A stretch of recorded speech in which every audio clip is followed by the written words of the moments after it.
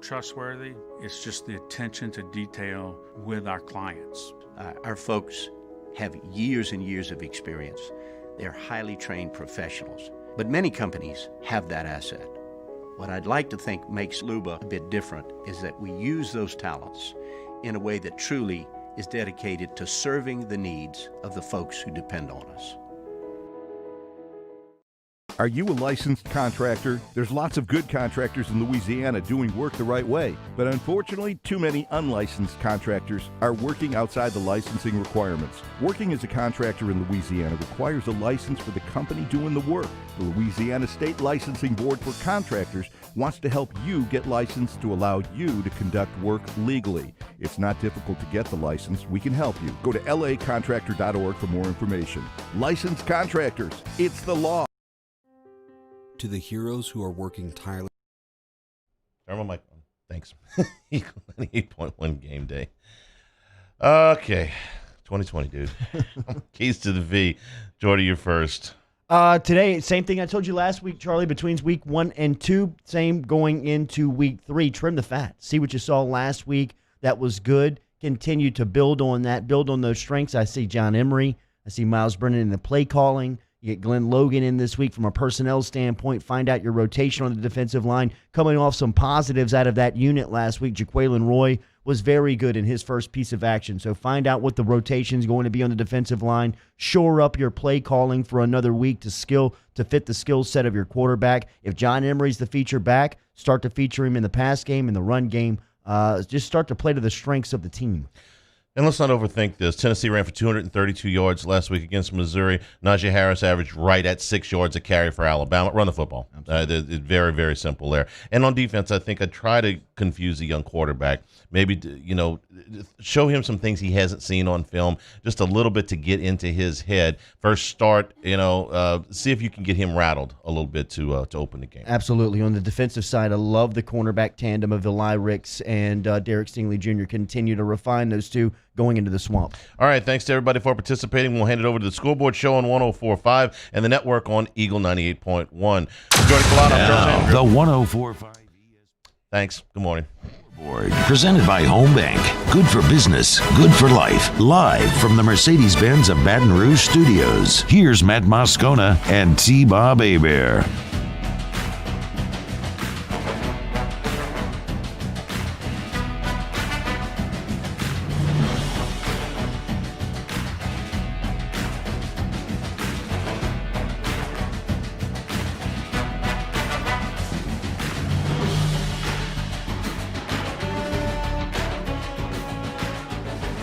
Now turn me up, Musso, because Matt Moscona once again too slow to get it done in the end, which is funny because I've heard he's premature, but not in this case.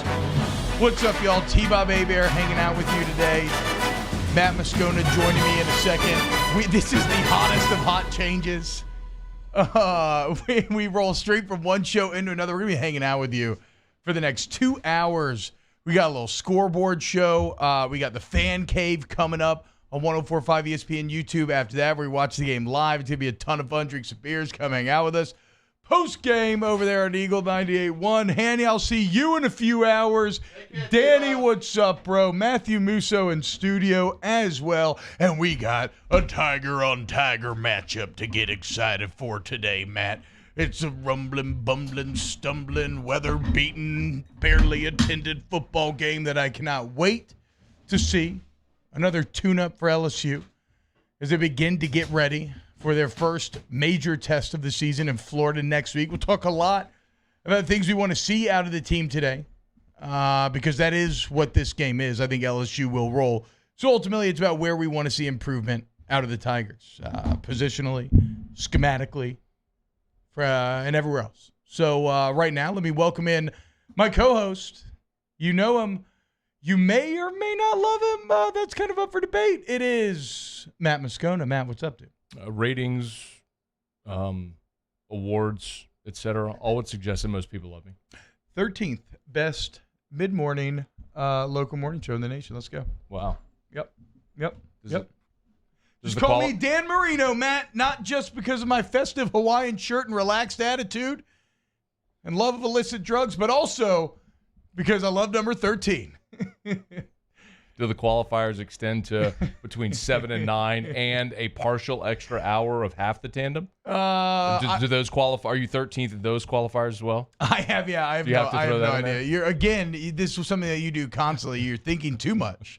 You just need to accept what I say as basic truth, and this entire relationship will go swimmingly. I'm just super pumped that we walked into studio. Our open was playing. Yeah, dude. We basically had to transition the entire set while live on air. Yeah, it's the hottest of hot changes. We have no clock. The show must go on, Matthew. It's an old and by the way, show business. And this is the Scoreboard show. Yeah, with no scores. Yeah. Just fundamentally, did management essentially is this just a grand troll job from Gordy Rush and Chris Elliott to make us come in and do a 2-hour Scoreboard show with no scores? I may have wondered similar things, especially given that there's a pregame show that normally goes 3 hours. It just wrapped up in 2. But you know what? Who am I to question the somewhat sketchy decisions of our higher ups? We are here to talk about football, and since there are no scores, I imagine we'll be repeating the same things about the games that we're looking forward to watching today at least 2 to 3 times. Here's what we'll do.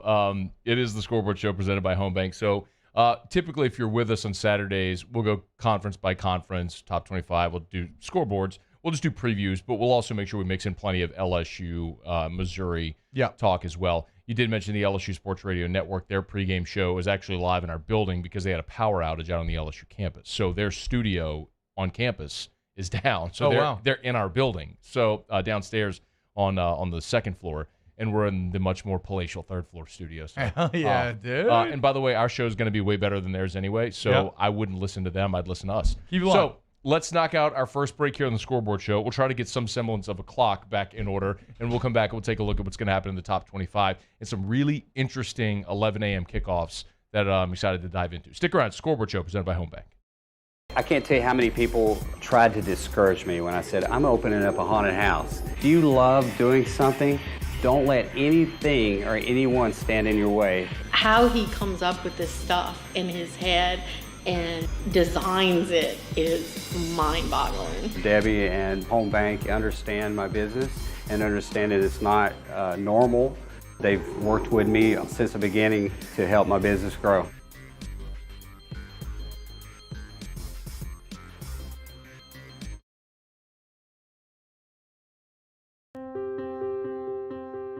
This isn't just another day. It's so much more. Kelly's life was put on hold when her auctioneer primary care doctor discovered a rare blood disorder. Her doctor connected her to an auctioneer care team of cancer, heart, and kidney specialists. With multiple primary care locations around Baton Rouge, same-day appointments, and online scheduling, we're relentless about keeping you healthy. Auctioneer Baton Rouge, innovating healthcare for Kelly. Do you know the proper way to prevent the spread of COVID-19 in your office? We do. We're Jani-King, a leader in the cleaning industry for over 30 years, and we've developed comprehensive programs to address proper cleaning and disinfection. We have experience in applying disinfecting programs in hospitals, office buildings, schools, and other venues. Now we're ready to help and able to assist customers that need disinfecting services. Jani-King, the king of clean. Service Master Elite create clean, disinfected work environments. As a local business, we take pride in serving the New Orleans and Baton Rouge areas. Our cleaning protocols follow CDC and OSHA standards for healthcare settings, offices, senior living, restaurants, and industrial plants. Contact Service Master Elite to get your operation ready for reopening with germ disinfection cleaning. Service Master Elite, the trusted choice in professional cleaning since 1996. To all of our heroes working on the front lines of this COVID-19 pandemic, your bravery and selflessness represent the very best of us, and we want to say thank you.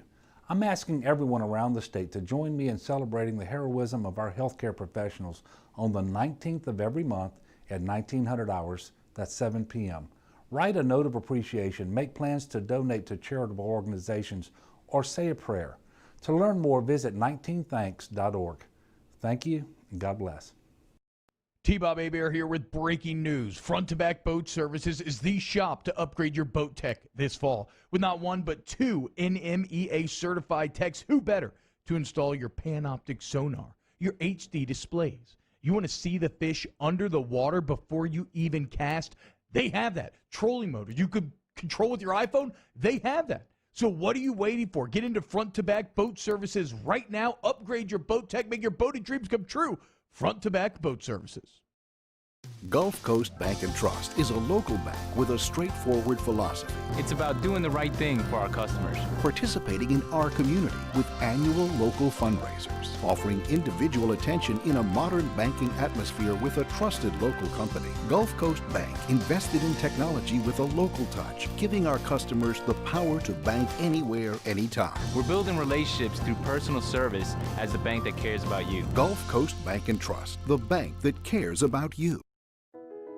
I've been doing business with Luba for 25 years. They're dependable, trustworthy. It's just the attention to detail with our clients. Our folks have years and years of experience. They're highly trained professionals. But many companies have that asset. What I'd like to think makes Luba a bit different is that we...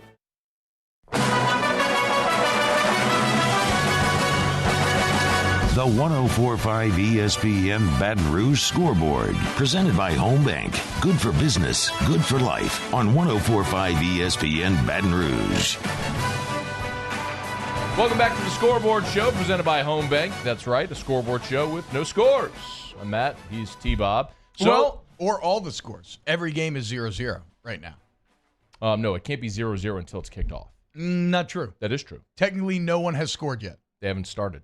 It doesn't matter. No one has scored yet, therefore the score is 0-0. Go to your scores page and see if any of them say 0-0. Yeah, look, I'm seeing no touchdowns, no field goals, no extra points, no safeties, nothing that would result in points. Therefore, Top 25. Let's preview it. Just like the Luba Workers Comp College Football Scoreboard. Luba Workers Comp. Genuine dependability. You got to remember, every game's 0-0 at halftime at well. So this all gets very confusing. I can be your football Sherpa up this mountain that you don't understand. Don't worry. Just call me Mongolian Bob. At 11 a.m. today, let's get into this 11 a.m. slate that you alluded to being so good. Number 4, Florida, going to take on number 21, Texas A&M. I read an excellent Rabelais article in The Advocate this morning, basically making fun of Jimbo Fisher at A&M and the relative lack of success. Big moment here if they want to regain a lot of the momentum. Well, they didn't really have momentum, but just a big moment for A&M to do something on a big stage. No disrespect to Rab, but I think that's such a very easy talking point right now. That's an echo chamber conversation right now. Yeah, because the numbers support it. I agree. No. The Texas A&M, all of that sort of stuff. Yeah. I think, and we watched the Florida Texas A&M game. The Bama Texas A&M game here last week. Yes. And Texas A&M moved the ball. I hate this opinion so much. No, listen. We watched it. They put up 450 yards on Alabama. Okay, they are a competent offense. Empty calories. I wish they had Jamin Osborne. You'd feel much better if they had their top 2 receivers who opted no idea out. Who that Whatever. Is. He was their best receiver. He's going to be a high draft pick. Don't worry about it. Anyway, Florida. You and I watched Florida Ole Miss week 1. Yes. And Ole Miss moved the ball up and down the field on Florida all day. Florida just scored 50 that day. A&M is going to move the ball on Florida. They're going to move the ball, and they're going to score a buttload of points in this game as well. I don't know if they can stop Florida. That's going to be the bigger question. I think that game, the line's only 6. Yeah, the line is close. And it was 6.5. It's come down. That means you have money coming in on A&M in this ball game.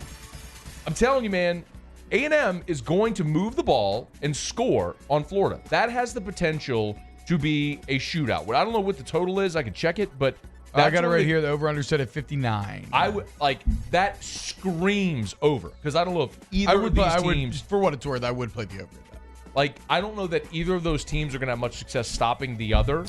And I think that could be a one-possession game in the fourth quarter. Do you remember the LSU-Florida game last year? Yeah. We look at the final score, and LSU ended up winning, I think, by 2 touchdowns. Do you remember the final? What was the final? 42-28. 42-28 was the final. Yeah. But if you remember, it was a pick Florida had the ball driving in the third quarter to tie. No, it was a tie game. And that's when Stingley came up with the pick in the end zone. I thought LSU had a 7-point lead at that point. And it was in the fourth, right?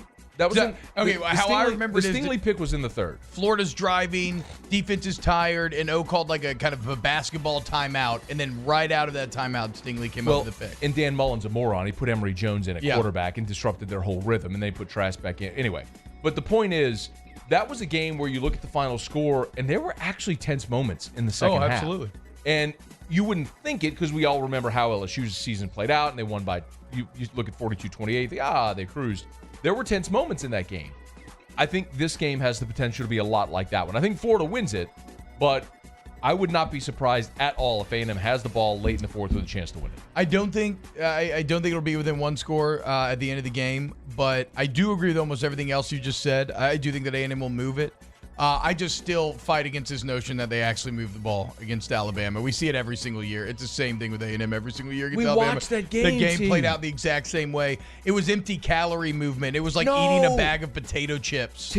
Whenever the first possession of the game, A&M moved the ball 70 yards, man. And then what happened after that? The kid missed a field goal. I know, but I'm saying what happened after that in the game? They got the field position from the pick six. That game turned on 3 plays, man. It was.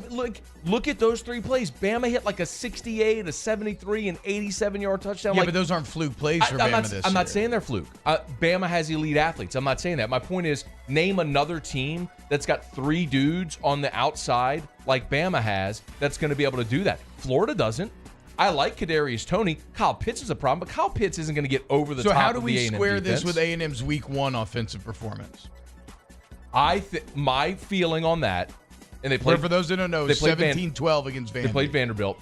I think similar to what Georgia did at Arkansas, those teams knew they knew what was ahead the next week and were intentionally bland if you watch that game.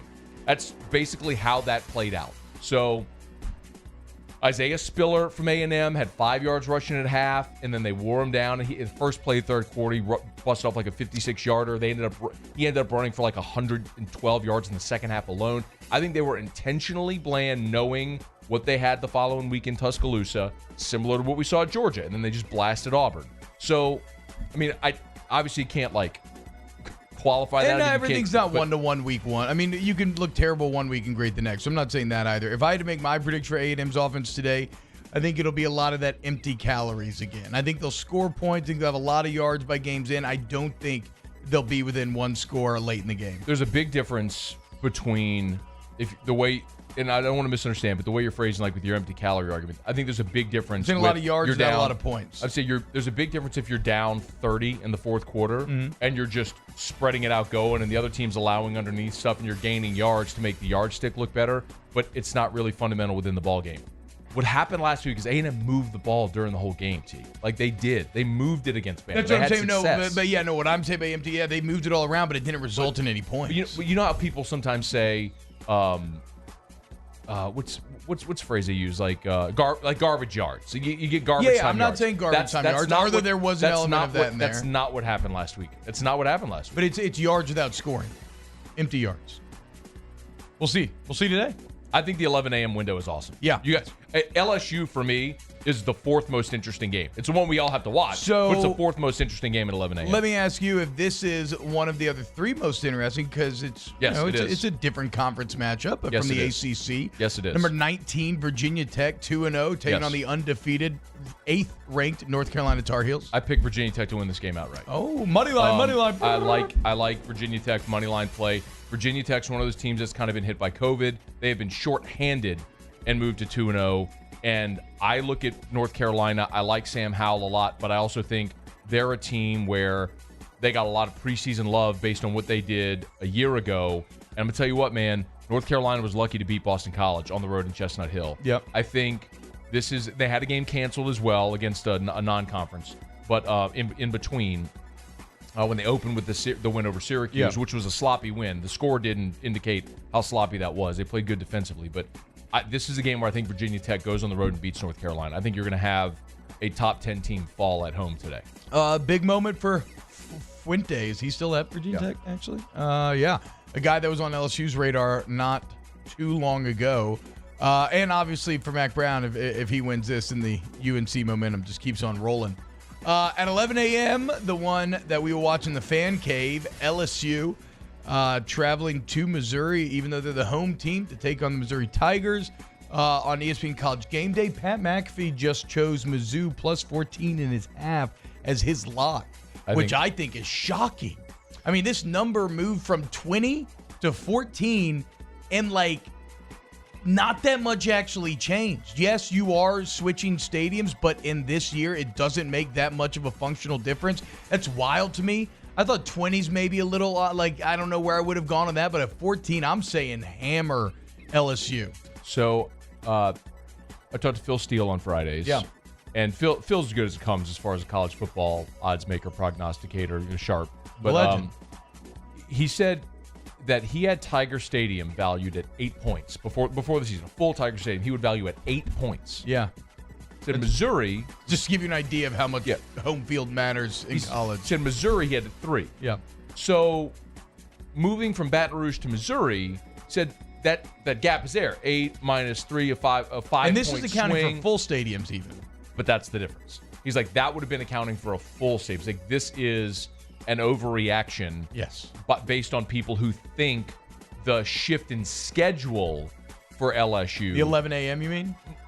And thinking you were going to have a home game, now you have to travel. Yeah, like all routine. Of that, the breaking up of the breaking routine. up the routine, having to travel, the storm, all of those ancillary factors weighing on LSU. Now, I think you and I know this in a way that people outside of this region probably don't, which is this ain't new. Yeah. I mean, yeah, that's fair. That's, we just kind of expect this every year, and it doesn't make it suck any less. But storms, you live with that risk and that expectation. And I mean, just go back to 2005, where you played a home game in Arizona State, you played the home game against Tennessee on a Monday. 2008, you had the game moved, the Appalachian State game to 10 a.m. Yeah, it was 10 a.m. kickoff, the ultimate early kickoff. Because Gustav was coming.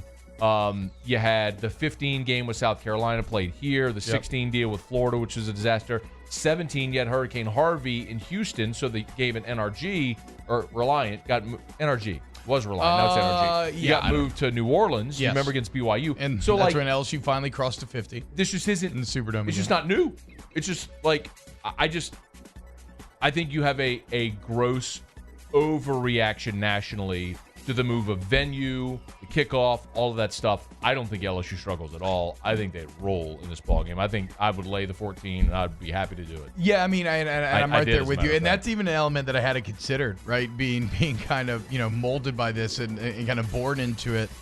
Even more so, I mean, I just look at Mizzou, and I don't see anything special at all. I think LSU is vastly more talented.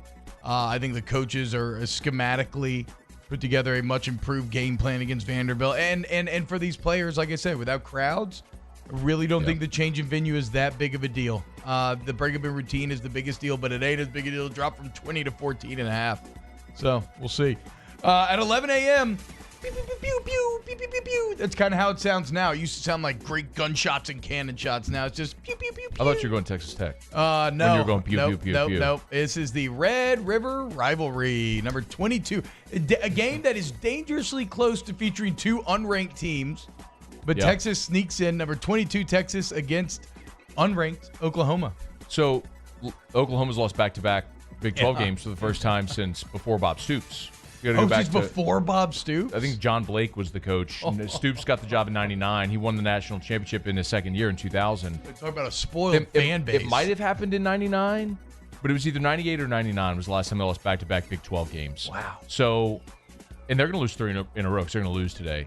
I kind of think so, too. The Spencer Rattler is just careless with the football. That's a problem. And their defense still stinks. I'm surprised Texas's defense hasn't been better, because they went and hired Alex Grinch. They're moving in the right direction last year. It seemed like a little bit. Well, and Oklahoma, I guess. And Grinch was with Herman at Ohio State. And so, it felt like you finally made a really solid defensive coordinator hire, and they got basically everybody back from last year's defense except Malcolm Roach, who's with the Saints. Yeah. So it felt like that was a good play to say that they get better defensively this year. They just haven't. But I still think Texas is better than Oklahoma. One of my other theories preseason was if you have a veteran quarterback coach combo in a year like this, that's going to be beneficial. I think Ellinger and Herman, veteran, been together 4 years. That works for them. And the other thing is Tom Herman is an underdog. People get sick of hearing it, but it's like 12-2 as an underdog. It's ridiculous. And they're actually a 3-point dog in this ballgame. Yeah, Texas. no, there are a few mysteries surrounding this game. One of them would be Tom Herman's inability, his great record as an underdog, but inability to coach as a favorite. Yeah, it's true. Which I do not understand. One of the other ones, Matt, would be when you look at how Texas and Oak, and I'm not the biggest recruiting guy, so let me know if I'm off base here. But, I see where they rank, and you look at the 4 stars that they bring in defensively, maybe they get the odd 5-star. What happens to these kids where it just doesn't translate into functional defense year in and year out? And it spans coaches. It spans regimes. Like, it is, I need some sort of analytical genius to try to figure out how this has gone so wrong. It's like a culture thing almost. It's like non-quantifiable. Yeah, I think you have a couple of things. Notably, you've seen a fundamental shift in college football with the way offense is played. You look at even Alabama. Alabama was the traditional 3-4, dominate the line of scrimmage, and then you saw teams like Ole Miss with Bo Wallace. How many times do we have this conversation when LSU was banging its head against the wall against Alabama, and you could look at the teams that had success? It was Ole Miss with Bo Wallace, or it was Clemson with Deshaun Watts. It's like, it's not hard to see. It was A&M with Johnny Manziel. You've got to spread Bama out and make them run sideline to sideline and get your athletes in space. And LSU refused to do that nonetheless. I think fundamentally that's just what the Big 12's been for a long time. So you're going to have more offense in that league, and they just don't recruit depth on the defensive side of the ball. It's just I guess even because you're right, we do live in a new expectation defense. Like when I was growing up, it was like 8 points a game, 9 points a game would be first in the nation. Now that's like what, like 13. I feel like 17, and you're a pretty elite defense. If you could play SEC football and hold your opponent to 17 points a game, you'll be great. By the way, Alex Grinch is the Oklahoma DC, and Chris Ash is the Texas DC. If there's a little fuse there. Again, as your resident football expert on the show, I got your back. No worries here. Matthew, you can take us to break. Ash was with Herman at Ohio State, who then went to Rutgers, and then I would have never known. Ben Mintz texted me. Shout out, Mincy. My bad. I got him. Yeah. Give me more of your wife's cookies. That's inappropriate. Why? No, they're literally right there. Without context, they're delicious gluten-free cookies. They're right there. Without context, that's inappropriate. All right, it's after further review. It's not after further review. It's a Scoreboard show presented by Oh, he's rattled. The cookies got him. You know I do that at least once a show. It's muscle memory. Scoreboard show presented by, and sitting in this chair too. Scoreboard show presented by Home Bank. Let's look at the afternoon slate when we come back. Stick around.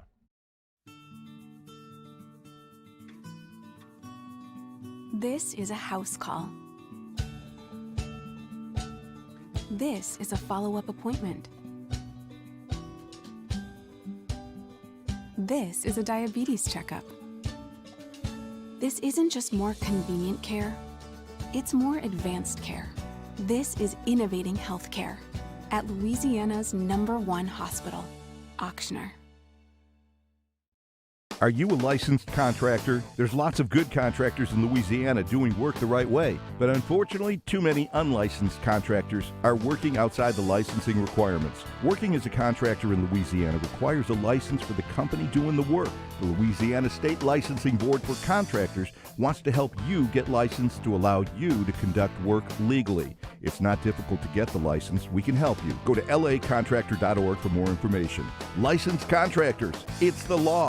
Gulf Coast Office Products is a nationally recognized Savin office equipment dealer based right here in Louisiana. Over 100 employees strong, Gulf Coast has the boots on the ground to support all vertical markets, from education, engineering, legal, and finance. With the latest in office technology, from desktop to production segment units, Gulf Coast and Savin have the perfect fit for you. Call 225-756-2644. That's 756-2644 for Gulf Coast Office Products. At All-Star Toyota, you get it all. If you're in the market for an all-new Toyota vehicle, come see our friendly and knowledgeable sales team at All-Star Toyota. Located in Baton Rouge at the corner of Airline and Goodwood, We've been serving our community since 2005 by offering a large selection of new Toyota cars, trucks, and SUVs. Get behind the wheel of your dream car and take a test drive at All Star Toyota today.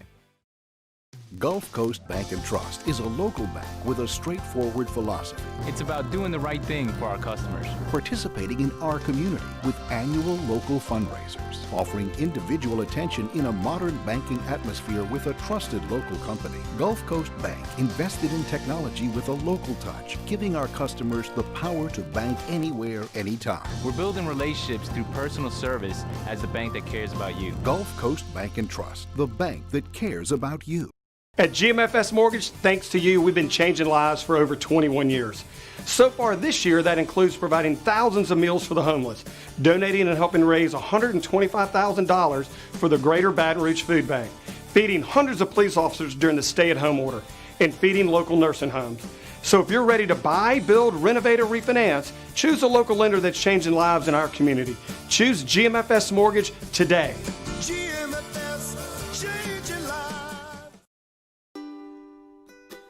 During times of trouble, hope keeps us calm, and courage keeps us strong. Here in Louisiana, we know this better than most. After all, we've faced hardship, but hurricanes and floods never washed away what makes us strong. It's our culture, the spirit of resilience that says rise and rise up again. We'll make it through the tough times, we always do. And Blue Cross will always be here to support you. Foundation failure is common in South Louisiana, and that's why homeowners here turn to a local company they can trust, WCK Foundation Repair. WCK is the only company that specializes in drilled piers, the ideal solution for Louisiana's unique soil conditions. WCK is locally owned and operated by a group of professionals with years of experience. Learn more about the signs of foundation failure on WCKFoundationRepair.com. Call for a free estimate. WCK Foundation Repair. Support the home team.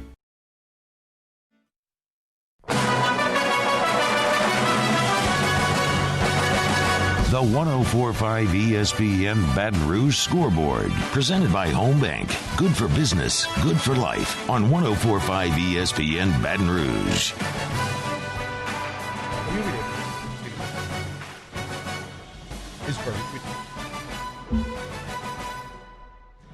Scoreboard Show presented by Home Bank. Glad to have you hanging out with us, Matt and T-Bob, making our way through really a preview show, I guess is what we'll do, since there are no scores here on the Scoreboard Show. Nope. Looked at the 11 a.m. slate. I'm actually really excited about the 11 a.m. slate. I mean, I'm a little selfishly, I love when LSU plays at 11 a.m. because our work day then is done by mid-afternoon. I know no fans want to hear that at all, but anyone who covers the team is very glad to have either 11 a.m. or 2:30 games. Yeah. 8 People don't care, but media 8 p.m. sucks a lot. Yeah. So anyway, I mean, I was going to get home at 3, or I was going to get out of here at 3 a.m.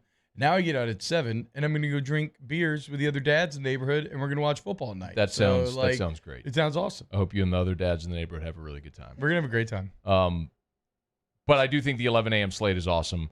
Florida, Texas A&M, Virginia Tech, North Carolina. That's 2 ranked unranked matchups. You got the Red River Showdown. Did they change it now? It was the shootout. Then they made it the rivalry. I think now they call it the showdown. Oh, that's dumb. It Rivalry, at least you have alliteration with rivalry. I mean, you could keep shootout, but whatever. Like I don't care either way. And then, of course, the LSU game is at 11 a.m. as well. So make sure you have multiple TVs going because there's a lot going on at 11 a.m. The Red River pillow fight? Let's talk about midday, 2:30 window. Let's take a look at that scoreboard. The Magnolia Bluffs Casino College Football Scoreboard. The Magnolia Bluffs Casino Hotel in Natchez. It's not what you play, it's who you play with. That's right. And I like to play with Matt's wife's cookies because they're so delicious right there. I love them so much. They're gluten-free, M&Ms on them, soft. So See, you did this last week where you were talking about how sad you were that there weren't cookies. Yeah. And I told you she's listening. Yeah, Erica's a beast. And so then, of course, she goes to the grocery and she's like texting me pictures of the dough. And I'm like, yeah, Bob.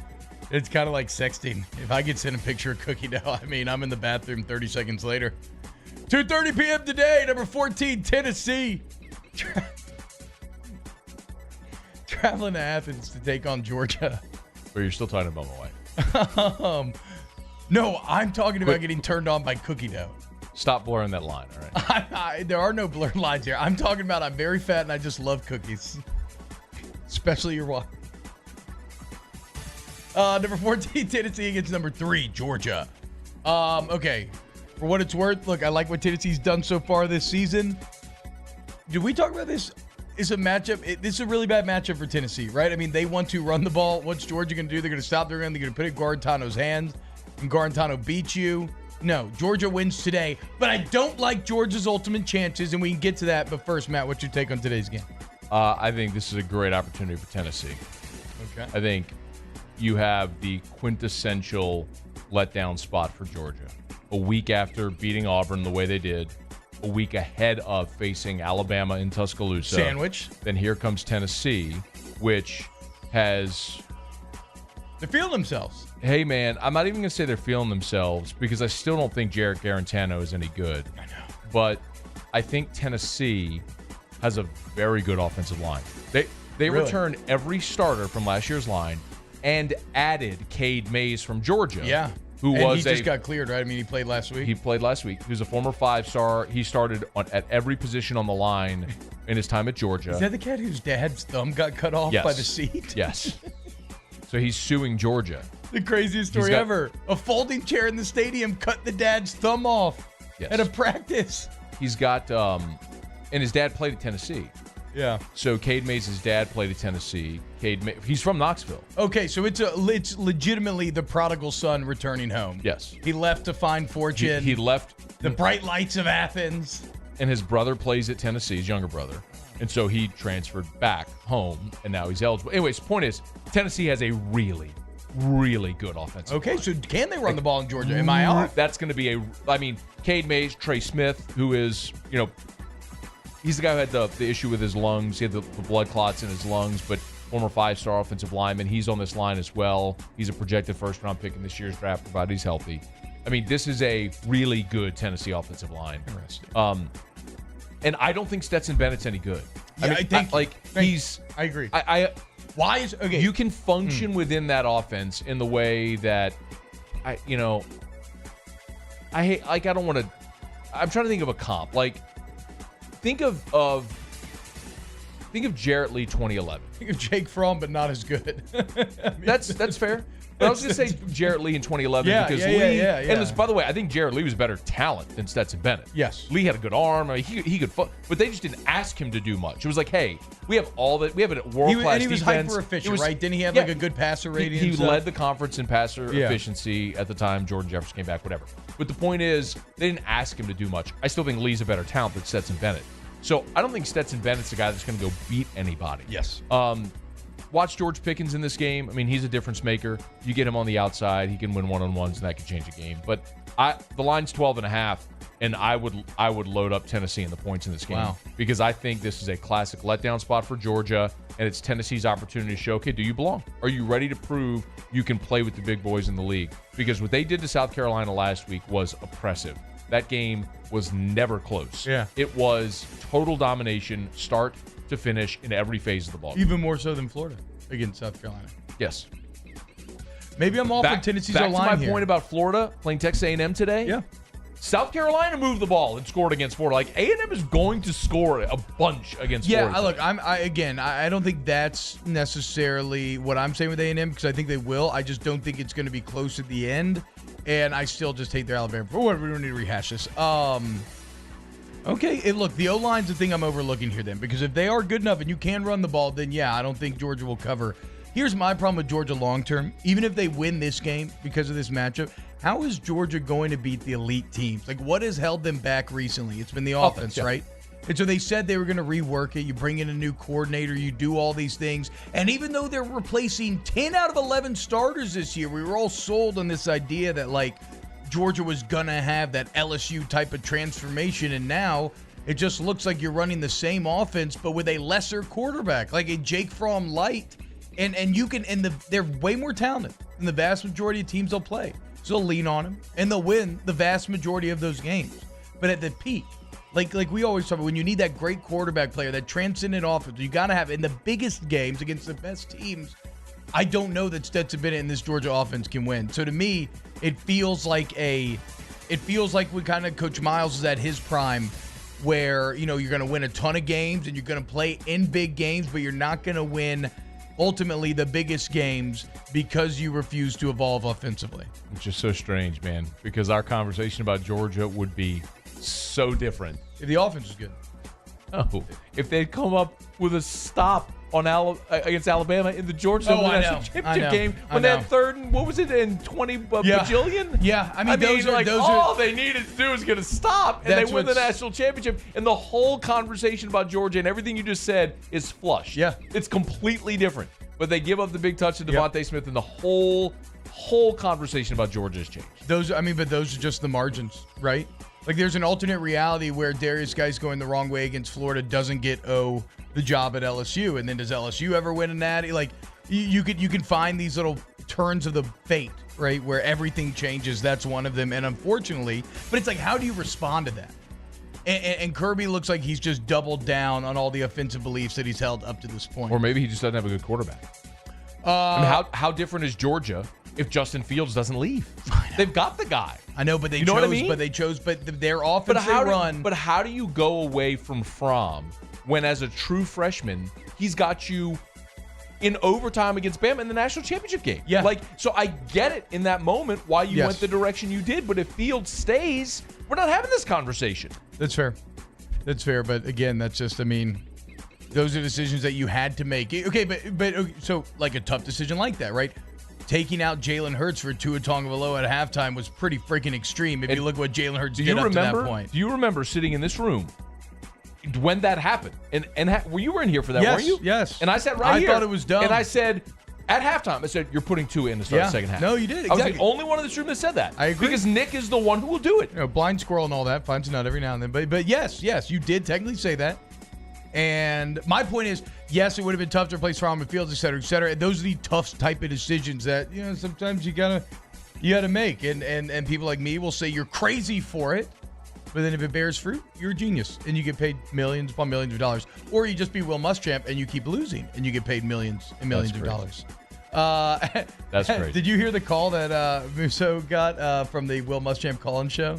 Where a guy did this whole elaborate setup only to finish the question with, have you and your coaches ever thought about wearing ski masks to the game so you could hide your identity while you're stealing money from whoever the AD is? It was excellent. 2:30 p.m. today, UTSA at number 15, BYU. The Roadrunners are 3-1. BYU's undefeated, and their quarterback is a whole beast. Zach Wilson is averaging 13.9 yards per attempt. Look at the line in that game. Wow, BYU by 35. So I know nobody cares about UTSA against BYU. I get it. But the reason that you could potentially care, remember, Central Florida lost last week.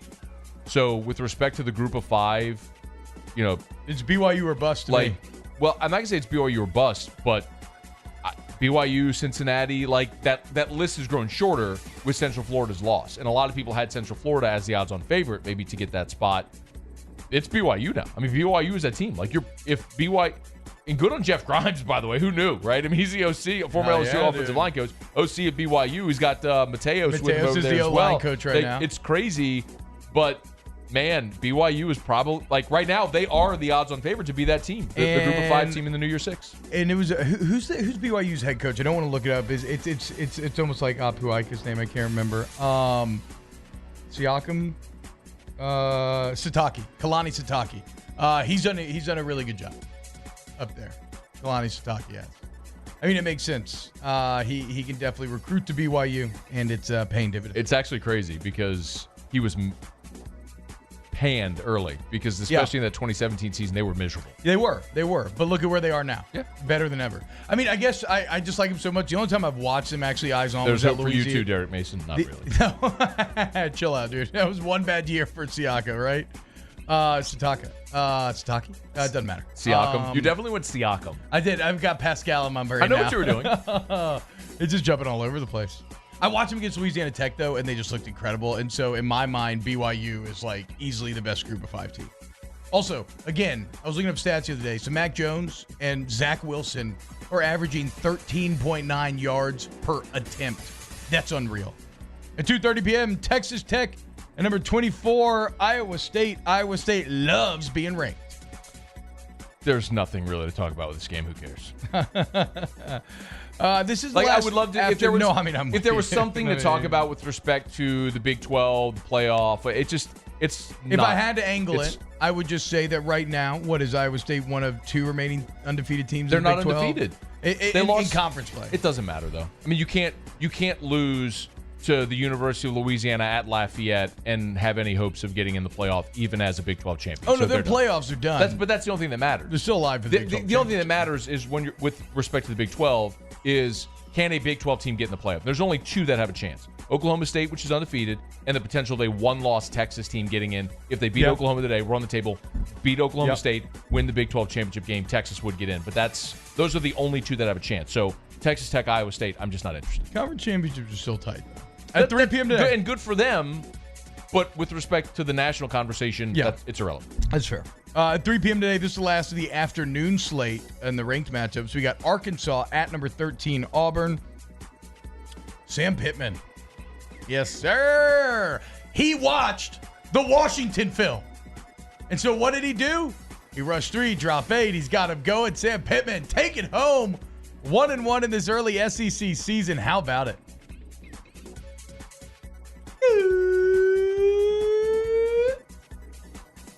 Big City. Hey. You go blind squirrel on me again, bro. But I told you last week. What? Arkansas, What's man. a blind squirrel? Like, everyone was so high on Mississippi State. After Mike Leach, they put out that bandwagon video. It was awesome. Which was phenomenal. It's a great video. I quote tweeted as like, this is amazing. Hilarious. But what they didn't realize. Don't you go lose to Arkansas this week. What they didn't realize is that there was also a GIF out there because of last year of a literal wagon just falling apart into pieces on a football field. And that just opened them up for such an easy counterattack. It was the Sooner Schooner falling apart. But it doesn't matter. Actually, the Arkansas tweet of Sam Pittman holding a saber. Yeah. Did you see that? Like walking away with the eye patch from a burning pirate ship. It was beautiful. Yeah. But I'm interested in this ball game to see how Arkansas handles a modicum of success. You break a 20-game SEC losing streak. It would be really easy for a bunch of guys who have never won a conference game to not know how to handle that. And now you have to go on the road to Auburn, which is probably going to be super pissed after being humbled against Georgia last week. Yeah, I mean, Auburn either is feeling bad for themselves or they take out a lot of aggression. I just think Bo Nix is a very average quarterback. I think you're going to see high highs with Nix. You're going to see games like last week because I just don't think he's dynamic. Unfortunately, there haven't even really been the high highs with him lately. I'm not saying that throughout his career he won't have those. He won't evolve into that player. But as a sophomore right now, I really don't see it. That said, Felipe Franks isn't a great player. And remember, KJ Britt, the outstanding linebacker from what? Oh, no, I'm laughing because... Okay, KJ Britt, the outstanding linebacker from Auburn, tore ligaments in his thumb last week. He's got to have surgery. He might be done for the year. Ooh. So that's a really significant loss in the center, like literally the centerpiece of their defense. So... I don't know that just removing him makes a big difference. Auburn's a 2-touchdown favorite. But the thing that I'm most interested in all season long with Arkansas is I had this Ogeron theory, right? Yeah. Where teams have seen the success that O's had, and they're saying, okay, let me hire someone. Let's go the CEO. Who is but not just the CEO. From here, huge personality, figurehead, can recruit like mad. Yep. Spend your money with 2 great elite coordinators. Yep. And look at Arkansas. Yeah. They have Kendall Browse offensively, who regardless of what his dad is and did, we all recognize Kendall Browse is a great offensive mind. And defensively, they hired Barry Odom, who's been a head coach in the SEC and is roundly considered a really good defensive coach. So they've invested their money into 2 great coordinators, and they got this big dude who'll be a friggin' pirate on a meme. You know what I mean? It's like, can this have success in the way, not in the way that Ogeron, with winning a national championship, but I do think it's going to open the door for more career assistants. I agree. That haven't been coordinators to get that opportunity to be a coach. If you start to see this have success, because just like in the end, we always say it's a copycat league. It's the same in college football, man. People do you remember when the fad was coach in waiting? Yeah. And everybody kept hiring coaches So waiting stupid, until coaches didn't wait. They got another job. Also, turns out head coaches don't really like to leave their positions. Head coaches are kind of like dictators. Like they don't want to give up that power. Unless if it's their appointed heir. Yeah. Right? Which did happen in some Or like in you some just get instances. so old where it's like Bobby Bowden, you just got, I mean, hey, dude, you got It worked. I mean, you gotta hang it up. Jimbo ultimately took over for Bobby. But like, wasn't Muschamp the coach in waiting at Texas? he was coach in waiting. Do you remember James Franklin was coach in waiting at Maryland? And then he got hired at Vanderbilt. dude. I mean, I know. Joker Phillips was a coach in waiting at Kentucky. I mean, yeah, it's like Nobody in history has better contract situations than college football head coaches or just coaches. Yeah, look, as far as Barry Odom goes, I mean, that game last week, nothing could drive home the point more that LSU's lost week one is solely because of the defensive game plan and lack of adjustments and watching what Arkansas did to Mississippi State. So I hope that is the wet bath, the slap in the face the staff needs to not allow that to happen again this year. And for Arkansas, I don't even think it matters about handling success just because they're not as good as Auburn. So Auburn rules. All right, Scoreboard Show presented by Home Bank. We're taking a look at the top 25 slate today. We've moved through the morning, the midday. When we come back, we'll look at the afternoon game, including the crown jewel in today's lineup in college football with a top 10 matchup taking place in Clemson. We'll get to that next here. It is a Scoreboard Show presented by Home Bank. During these challenging times, we know your healthcare needs don't stop. Cancer, accidents, injuries, and heart disease are relentless. So we are relentlessly innovating to keep you safe, both virtually and in person, connecting you with providers remotely, advancing clinical spaces, providing rapid and accurate testing, social distancing, and certified cleaning protocols. We are Auctioner, and we will not slow down. Auctioner Health, innovating healthcare. Foundation failure is common in South Louisiana, and that's why homeowners here turn to a local company they can trust, WCK Foundation Repair. WCK is the only company that specializes in drilled piers, the ideal solution for Louisiana's unique soil conditions. WCK is locally owned and operated by a group of professionals with years of experience. Learn more about the signs of foundation failure on WCKFoundationRepair.com. Call for a free estimate. WCK Foundation Repair. Support the home team. ServiceMaster Elite create clean, disinfected work environments. As a local business, we take pride in serving the New Orleans and Baton Rouge areas. Our cleaning protocols follow CDC and OSHA standards for healthcare settings, offices, senior living, restaurants, and industrial plants. Contact ServiceMaster Elite to get your operation ready for reopening with germ disinfection cleaning. ServiceMaster Elite, the trusted choice in professional cleaning since 1996. To all of our heroes working on the front lines of this COVID-19 pandemic, your bravery and selflessness represent the very best of us, and we want to say thank you. I'm asking everyone around the state to join me in celebrating the heroism of our healthcare professionals on the 19th of every month at 1900 hours, that's 7 p.m. Write a note of appreciation, make plans to donate to charitable organizations, or say a prayer. To learn more, visit 19thanks.org. Thank you, and God bless. T-Bob Hebert here with breaking news. Front to Back Boat Services is the shop to upgrade your boat tech this fall. With not one but two NMEA certified techs, who better to install your Panoptic sonar, your HD displays. You want to see the fish under the water before you even cast? They have that. Trolling motor you could control with your iPhone? They have that. So what are you waiting for? Get into Front to Back Boat Services right now. Upgrade your boat tech. Make your boating dreams come true. Front to Back Boat Services. Gulf Coast Bank and Trust is a local bank with a straightforward philosophy. It's about doing the right thing for our customers. Participating in our community with annual local fundraisers, offering individual attention in a modern banking atmosphere with a trusted local company. Gulf Coast Bank invested in technology with a local touch, giving our customers the power to bank anywhere, anytime. We're building relationships through personal service as the bank that cares about you. Gulf Coast Bank and Trust, the bank that cares about you. I've been doing business with Luba for 25 years. They're dependable, trustworthy. It's just the attention to detail with our clients. Our folks have years and years of experience. They're highly trained professionals. But many companies have that asset. What I'd like to think makes Luba a bit different is that we use those talents in a way that truly is dedicated to serving the needs of the folks who depend on us.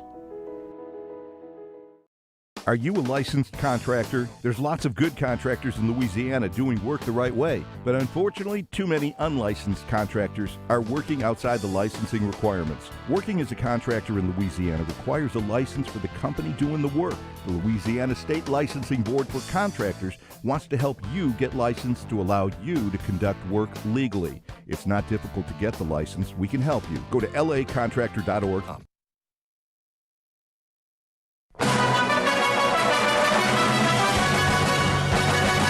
The 104.5 ESPN Baton Rouge Scoreboard, presented by Home Bank. Good for business, good for life. On 104.5 ESPN Baton Rouge.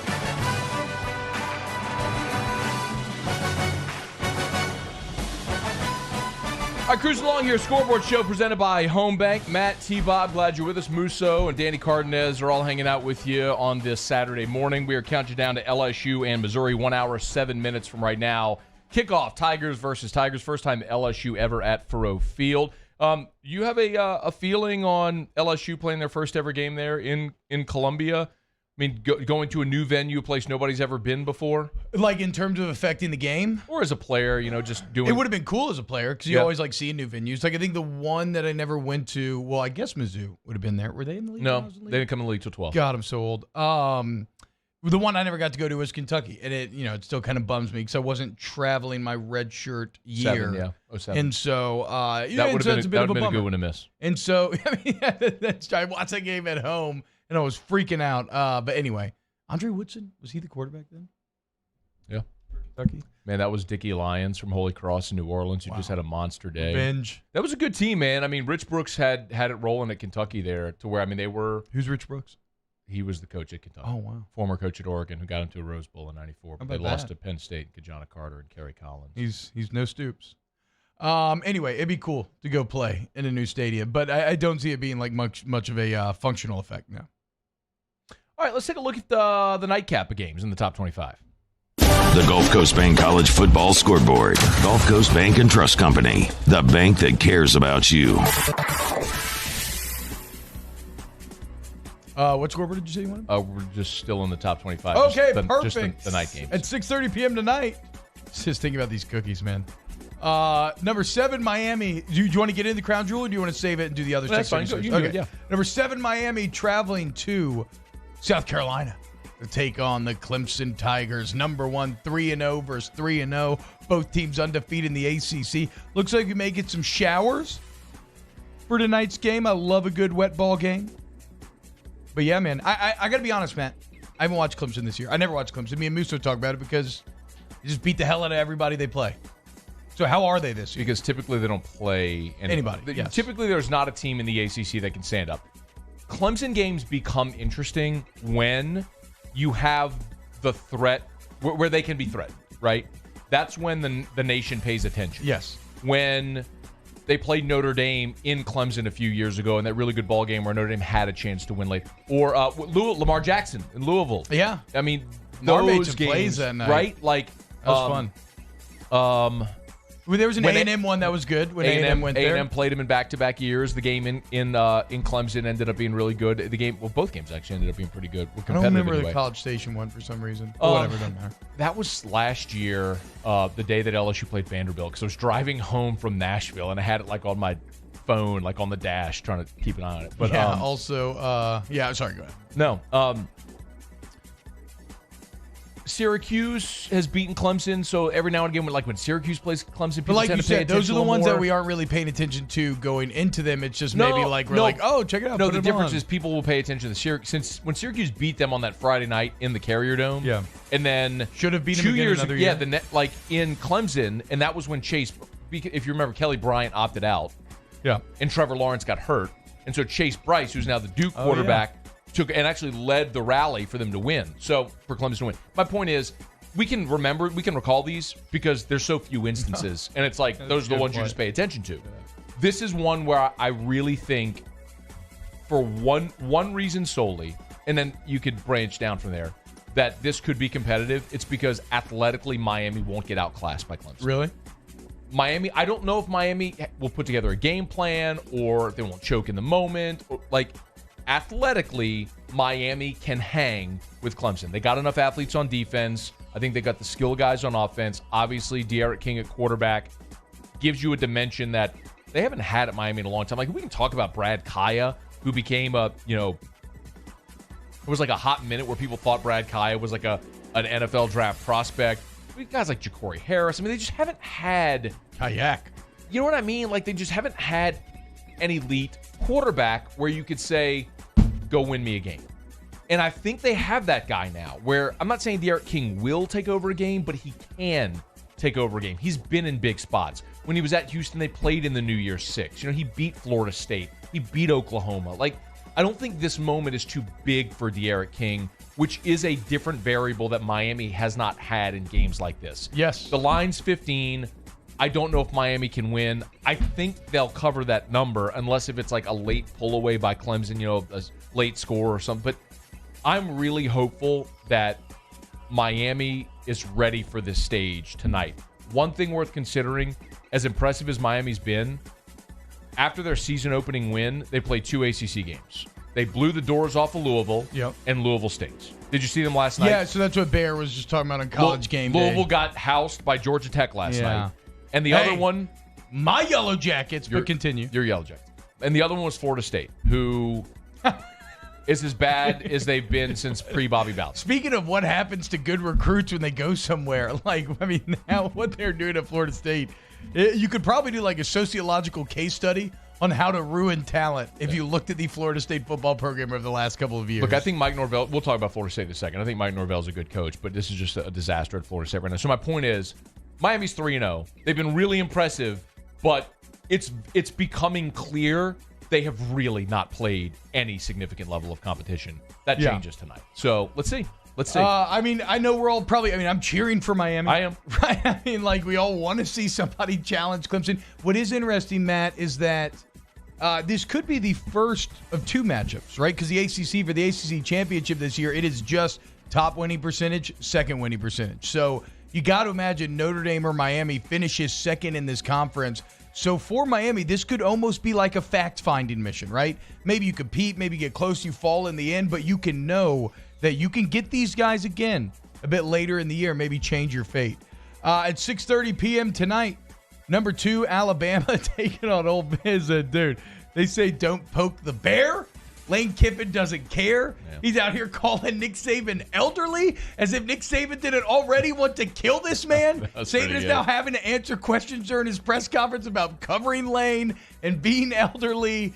I just feel like Alabama is going to be out for blood tonight. Blood, guts, Halloween. They're going to Freddy Krueger Ole Miss tonight. One interesting note, and of course Bama's going to win and they're going to roll. But I mentioned I talked to Phil Steele yesterday.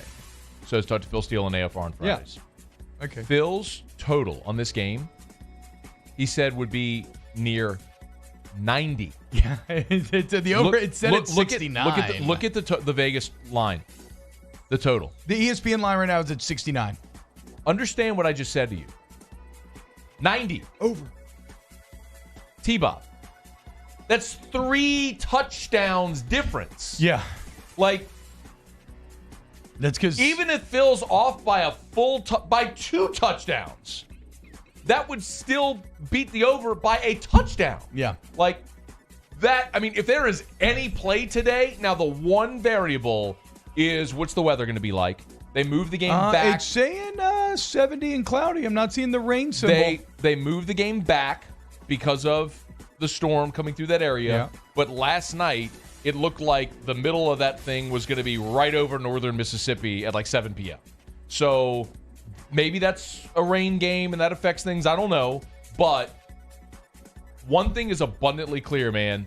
I know you keep saying it's empty, but we have seen Alabama last week against A&M. A&M moved the ball up and down the field. We saw Ole Miss move the ball on Florida. Yep. We saw them move the ball last week. Matt Corral's stats are unreal right now. Ole Miss is going to be a problem offensively for everyone. They're going to move the ball on everyone. That includes Alabama. Ole Miss is going to score. They'll move the ball. They'll score.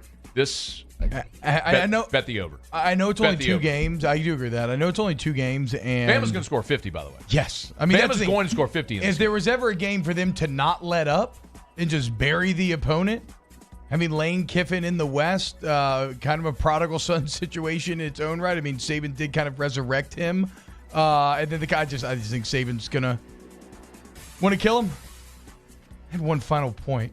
Trey Beatty in the YouTube chat just said these guys make waking up early for football worth it. Shout out, TB. You got great taste, Beatty. Trey, you need a new hobby, bro. And a last name that's full of comedic potential. Beatty. We could do a lot with that. I think you know what I'm talking about. I don't. What does that mean? Here's what I was going to say. God, finally came back to me.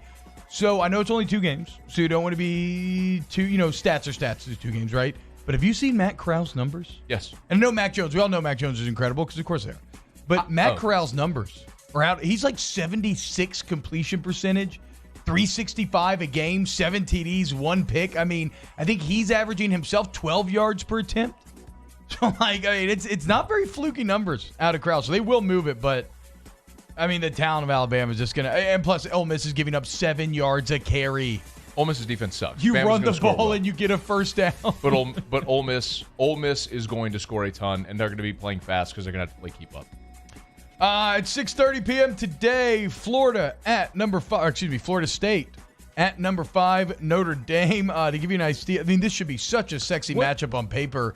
Notre Dame favored by 21. What year were you born? I was born in 89. Okay, so you don't remember the 93 Notre Dame Florida State game? No. Okay. Is that the Catholics versus convicts, or one of the Catholics versus convicts? That was Miami. That was Notre Dame, Miami in 88. But Notre Dame Florida State was a 1 versus 2 matchup in 1993. It was the first time College Game Day ever went on the road. Oh, that's cool. And they were at South Bend. That's cool. And it was incredible. Notre Dame won the game. Charlie Ward was quarterback of Florida State. They had a pass into the end zone to win it. Notre Dame batted it down, won the game.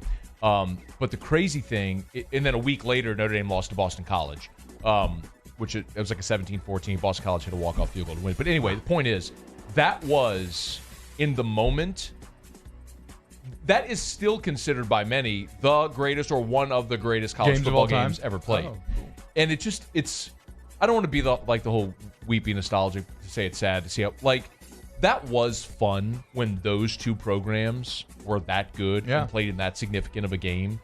It really sucks to see this. Yeah, this is a 21-point line. Yeah. Florida State stinks. And I'm going to tell you, remember what I just said about Miami athletically being able to challenge Clemson?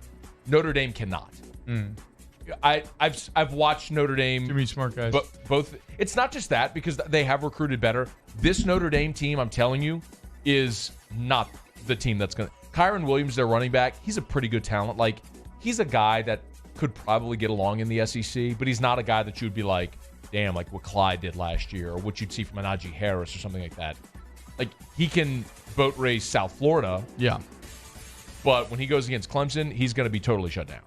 Anyway, Notre Dame's going to win this game. They're going to win it handily. Maybe a little bit of rust, having not played for a couple of weeks because of COVID, having a bye and then COVID. But, I mean, it's not going to be competitive. No. And Notre Dame, I mean, I know everybody likes to hate on Notre Dame, but I kind of feel like they deserve the same respect as an Oklahoma. They kind of do the exact same thing. The difference is Oklahoma's made the playoff. They've consistently... I know, but Notre Dame gets shut out, I thought, because... I guess I'd have to go back and look at actually when they've gotten chosen over. I guess it's just now there's this accepted thing that Notre Dame has to be perfect to get in, and I just want Oklahoma to kind of be held to the same standard. But they kind of have been. I mean, other than... they've gotten in with a loss each of the years they've been in, but they've been a conference champion, so you had to go win a conference championship game as well. That's the thing. Yeah. That's the self-imposed disadvantage that Notre Dame has. Yeah.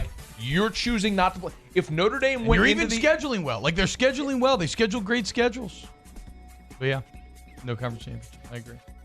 Bro, that was so Trumpian what you just did. Great schedules. The schedule. Great schedules. The best schedulers. Some say it's the best schedule ever. I mean, I didn't say, but some have told me. The way you do. Some have told me that really was. I just kind of stumbled into that. Really did. Take a shower.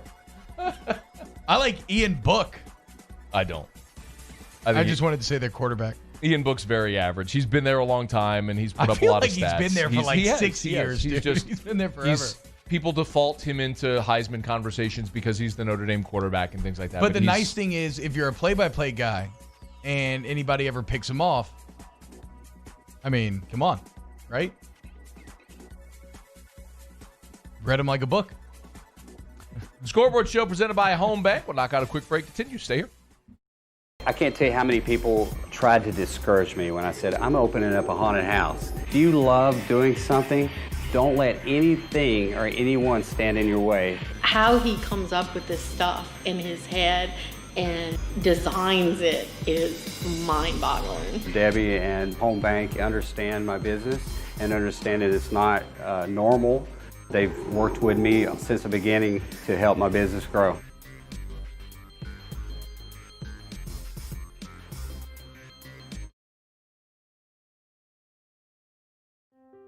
To the heroes who are working tirelessly to care for our communities, we thank you.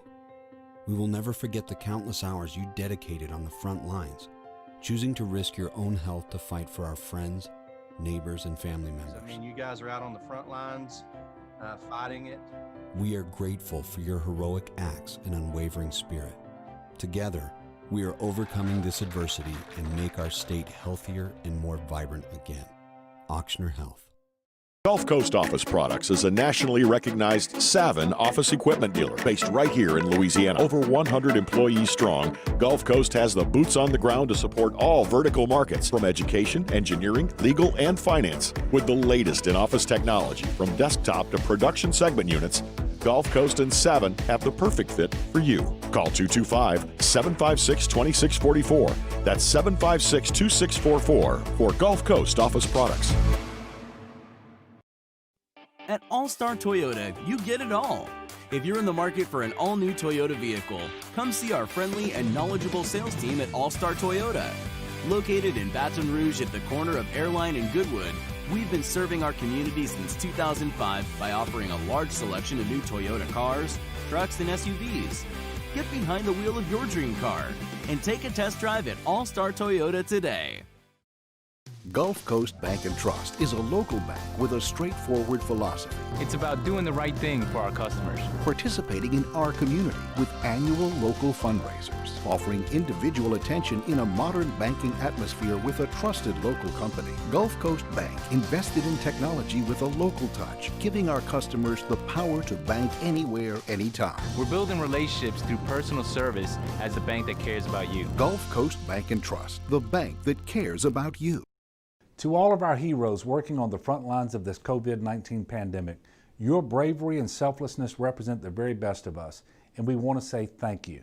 I'm asking everyone around the state to join me in celebrating the heroism of our healthcare professionals on the 19th of every month at 1900 hours, that's 7 p.m. Write a note of appreciation, make plans to donate to charitable organizations, or say a prayer. To learn more, visit 19thanks.org. Thank you, and God bless. ServiceMaster Elite create clean, disinfected work environments. As a local business, we take pride in serving the New Orleans and Baton Rouge areas. Our cleaning protocols follow CDC and OSHA standards for healthcare settings, offices, senior living, restaurants, and industrial plants. Contact ServiceMaster Elite to get your operation ready for reopening with germ disinfection cleaning. ServiceMaster Elite, the trusted choice in professional cleaning since 1996. Do you have or have you had COVID-19?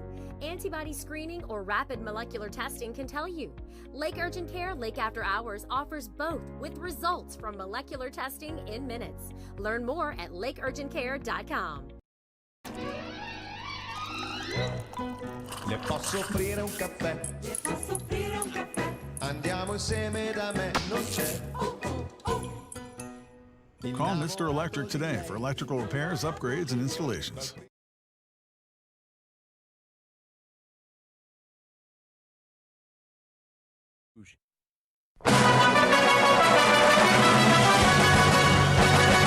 The 104.5 ESPN Baton Rouge Scoreboard, presented by Home Bank. Good for business, good for life, on 104.5 ESPN Baton Rouge.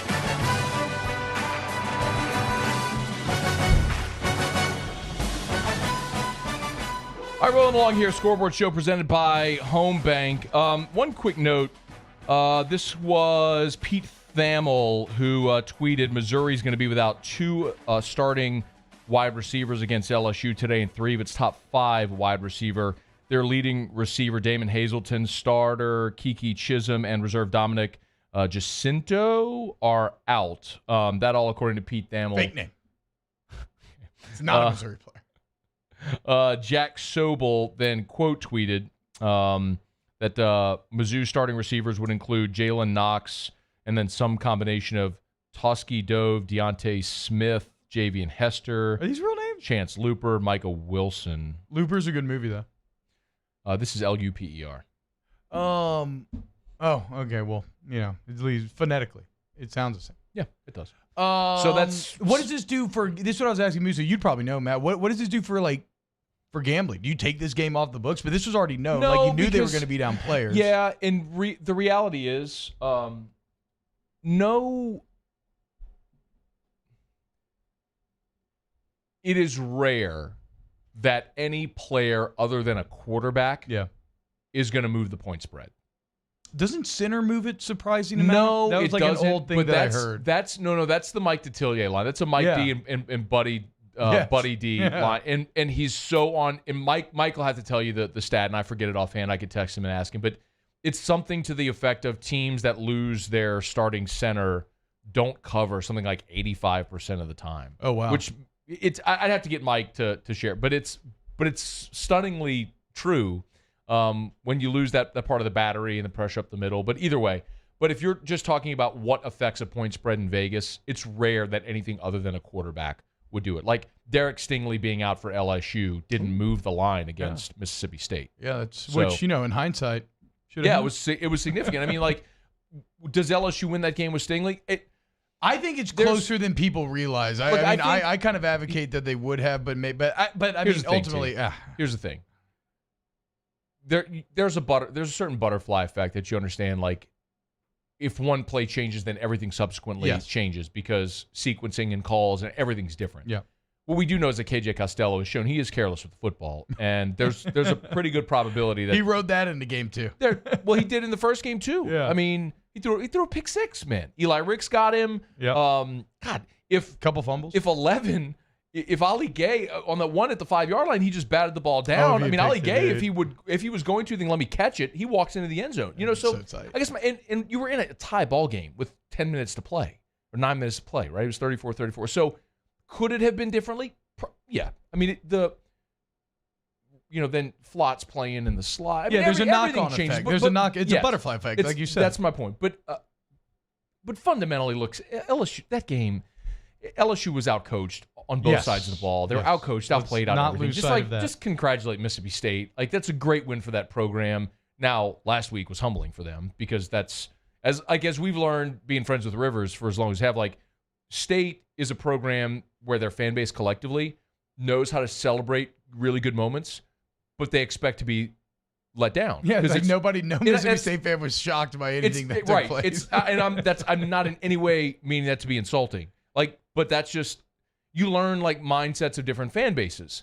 And that's, I think, State kind of expected or weren't surprised by the letdown. For what it's worth, I think we're having to draw a lot of lines in the sand when it comes to Mississippi football. And I will throw my lot in with Starkville and Hail State. I enjoy that fan base. They're great people. They've treated me very well in the past.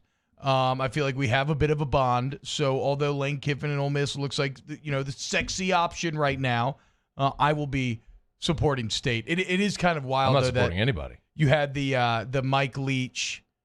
You had the Mike Leach career arc played out in your first 2 weeks, right? I mean, isn't that like a lot of times when we talk about these big moves or these hires, you can result to talking in cliches or stereotypes, right? And the stereotype on Leach, like the cliche that I rattled off plenty even, was like, he punches up, he'll get one that he shouldn't, and he'll lose one that he shouldn't. And here through the first 2 weeks of SEC play, like Mike Leach has he's lived up to that. He's been a head coach for 20 years. Yeah.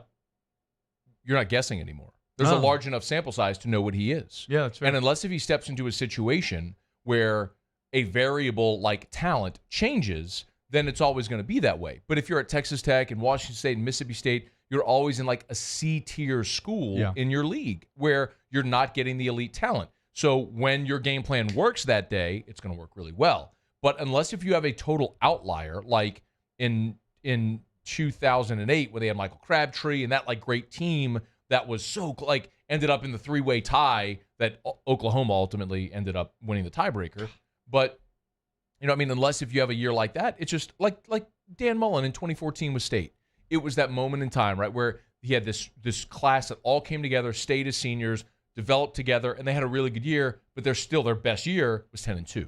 Yeah. It's like, that's just what you are. So for Leach, my point, for Leach, a variable has to change in that he has to go to a place where he can get 4 and 5 stars instead of 3 stars in JUCOs. Yeah, and I don't know if that place is Mississippi State. I mean, for Mississippi State, has there ever been a sadder waste of talent than the defense of, what was it, 2 or 3 years ago? Moorhead's first year? 2018. Where they had like the best defense in the SEC. Montez Sweat, Jeffrey Simmons. They had first rounders all over the field. Like 3 first rounders. Yeah, dude, they went like 8-5 or 7-6 or something. So, yeah, I know State fans still bummed about that. Let's take a look at the rest of the SEC slate today. The Luba Workers Comp College Football Scoreboard. Luba Workers Comp. Genuine dependability. All right, Matt, you say we can go quick, but you're going to have to fill some time as I load up Google Chrome because Safari's ESPN site is not working. I got it. Florida and Texas A&M are the 11 a.m. game. Also at 11 a.m., South Carolina on the road at Vanderbilt. Carolina a 2-touchdown favorite in this one. I mean, I can only make fun of Will Muschamp when we talk about South Carolina. If you're Muschamp and you're going to get one, you better get this one. I mean, you're fired today if you don't. Vanderbilt stinks, and South Carolina did move the ball last week against Florida, right? I mean, they did move the ball. I feel like "did move the ball" is becoming a meme. But yes, they did. But again, it was Muschamp's clock management, lack of urgency, and all these other things that left a lot to be desired. We already talked about Tennessee, Georgia. That's at 2:30 at 3 o'clock on ESPN. It's Arkansas, Auburn. That game time was moved because of LSU. If you remember, LSU-Missouri was supposed to be an 8 o'clock game because that got moved to 11 on the SEC Network alternate. Arkansas, Auburn got moved to 3 o'clock. Okay. And then Ole Miss, Bama moved back to 6:30, so that will be your back-to-back there with Arkansas, Auburn, and Bama, Ole Miss, as opposed to Bama, Ole Miss at 5, and then LSU, Missouri at 8. All so that's how that got adjusted. Well, shifting around here. And then the nightcap is Mississippi State, Kentucky on the SC Network. Okay. Do you have a thought on on Mississippi State, Kentucky? Who's it a bigger moment for? I mean, I guess Leach is here at the beginning. You think it's Kentucky? Oh, I think this is Stoops. Okay. Listen, man, if you're Stoops, you came into this season thinking you could build on last year's momentum. Yeah. And you're trying what we've that all Ole Miss loss hurts. What have we said about the East? It's Georgia, Florida, Florida, Georgia, and then a hodgepodge of average to bad. Yeah. And it was always who's going to be the team that emerges that could maybe be that next team or challenge the hierarchy. And the only ones that have a legit shot are South Carolina, Kentucky, and Tennessee. Well, South Carolina getting thoroughly manhandled by Tennessee last week eliminates them. Yep. Kentucky's home loss to Ole Miss is heinous. And now, if you lose in back-to-back weeks to the Mississippi schools at home, brother, like, that's true. I got nothing for you here, man. You're getting egg bowled back-to-back weeks. Cavassier Smoke is not going to play in this ball game. He had a broken rib. That's they get a couple of running backs there. He scored one of the touchdowns against Auburn. He's a good player. They rotate backs, but he's not going to play in this ball game. Awesome name for sure. I mean, Nyquil Stillwad style. I don't know what to tell you, man. If you're Mark Stoops and you lose back-to-back home games to the Mississippi schools, I mean, the natives. Sucks, but is Kentucky going to get mad enough to do so? Because I mean, I don't know if they even should. Like, is this a situation where you're like, you're Kentucky, be happy? I mean, look at the Detroit Lions right now. You fire Caldwell when you go 9-7, and now you've been cursed with Matt Patricia. You should have been happy at 9-7, Detroit. Okay, should Kentucky just be happy at 5-5? This, I mean, in a year like this, or 4-6 even. I mean, they keep giving Stoops raises, but you have. He does keep giving if college coaches. I know, but if you're at it, but the other thing with that too is like you have to have your coach under contract for at least 4 or 5 years. Yeah, or you can't for recruiting. You cannot. So you have to build as a school. It's on. That's why I always say anytime a coach gets a contract, it's like I don't care what the dollar amount is. Let me see what the buyout is. Like if you built yourself protections to get out if you need the escape hatch. But even that, like, it's like to your point, why coaches have all the leverage is too low of a buyout, and that can become dirty recruiting fodder for like somebody else being like, I mean, look, they could get rid of him at any time. But still, you have to have the contract. I mean, you have to have the counter to say, look, I'm under contract through the next year, right? But if you don't get the win today, if you're Kentucky and you go to 0-3, next week you're at Tennessee, and then you're home against Georgia. Like an 0-5 start is very realistic. Then you play at Mizzou, Vandy, and then your stretch is at Bama, at Florida, and then South Carolina. So even 4-6 is probably being a little kind at this point. 3-7 is more likely. Wow. But you got to win this game. I mean, you have got to win this game. Otherwise, you're probably looking at a 2-win season. The 10-game SEC season, it's brutal, is most fascinating for all those muddled up teams because somebody's going to be the big winner. Somebody's going to pull like an unexpected 6-4. Their fan base is going to fall in love and everything's going to be right. And then a lot of others are going to feel way worse because they don't have those salve games. They don't have the the easy wins to put you at 6-6 at year's end or 7-5. Oh man, can't wait to watch this play out. Also, once you get past the elites of the conference, it is a pretty jumbled mess right now. Do you want to talk about any of these other games? I mean, you kind of ran through pretty quickly. No, we already went through all the SEC. Okay. So, all right, we got to move a little bit here. So we'll knock out a quick break, come back, take a look at the other big games around college football today. We'll also give you a final preview and look in at LSU and Missouri as we are 37 minutes away from kick. You'll hear that game on our sister station, Eagle 98.1. Of course, you can watch it on the SEC Network excited. alternate channel. And T-Bob will be hanging out in the 104.5 ESPN YouTube fan cave. Boom. Got it. Just subscribe to the channel. That's the point of the name. Scoreboard show presented by Home Bank. This isn't just another day. It's so much more. Kelly's life was put on hold when her auctioneer primary care doctor discovered a rare blood disorder. Her doctor connected her to an auctioneer care team of cancer, heart, and kidney specialists. With multiple primary care locations around Baton Rouge, same-day appointments, and online scheduling, we're relentless about keeping you healthy. Auctioneer Baton Rouge, innovating healthcare for Kelly. T-Bob Hebert here with breaking news. Front to Back Boat Services is the shop to upgrade your boat tech this fall. With not one but two NMEA certified techs, who better to install your Panoptic sonar, your HD displays. You want to see the fish under the water before you even cast? They have that. Trolling motor you could control with your iPhone? They have that. So what are you waiting for? Get into Front to Back Boat Services right now. Upgrade your boat tech. Make your boating dreams come true. Front to Back Boat Services.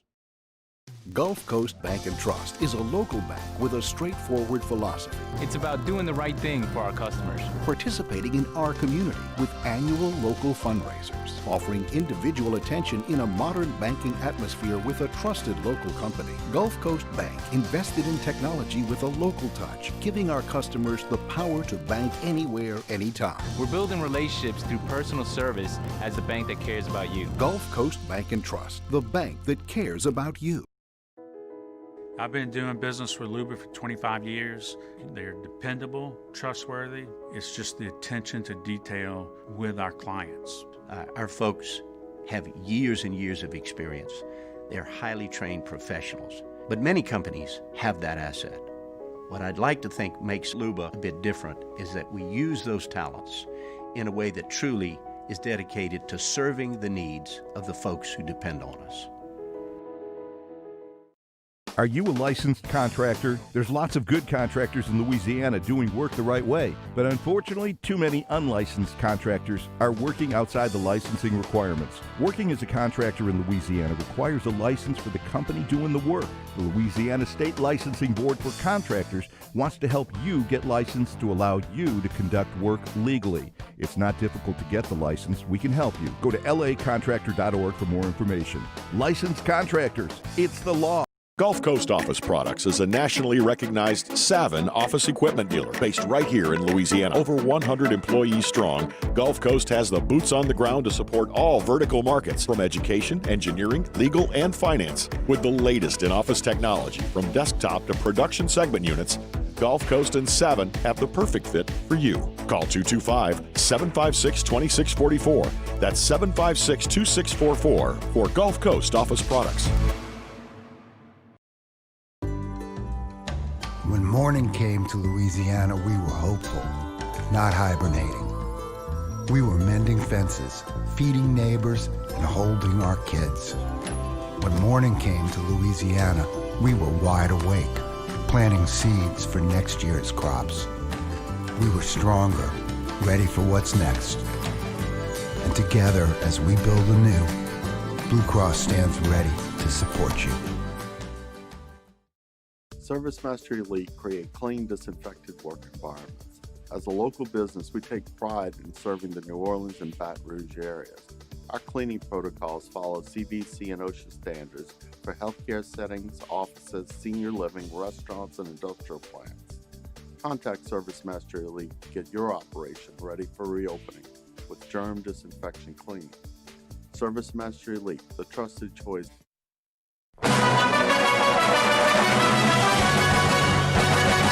The 104.5 ESPN Baton Rouge Scoreboard, presented by Home Bank. Good for business, good for life, on 104.5 ESPN Baton Rouge. Good.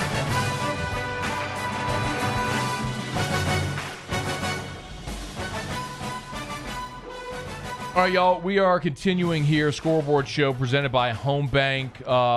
Here we go. Full list of Missouri players out due to COVID-19 quarantine. Now, this is Mitchell 40 on Twitter. I wonder if he's related to Pat. Well, that's Pat's kid. It's almost got to be, right? Pat's a Mizzou guy. I mean, yeah, it may well be. I never knew Pat was a Mizzou guy, but might be. I would imagine. All right, full list of Mizzou players out due to COVID. Damon Hazleton, who's their best wide receiver.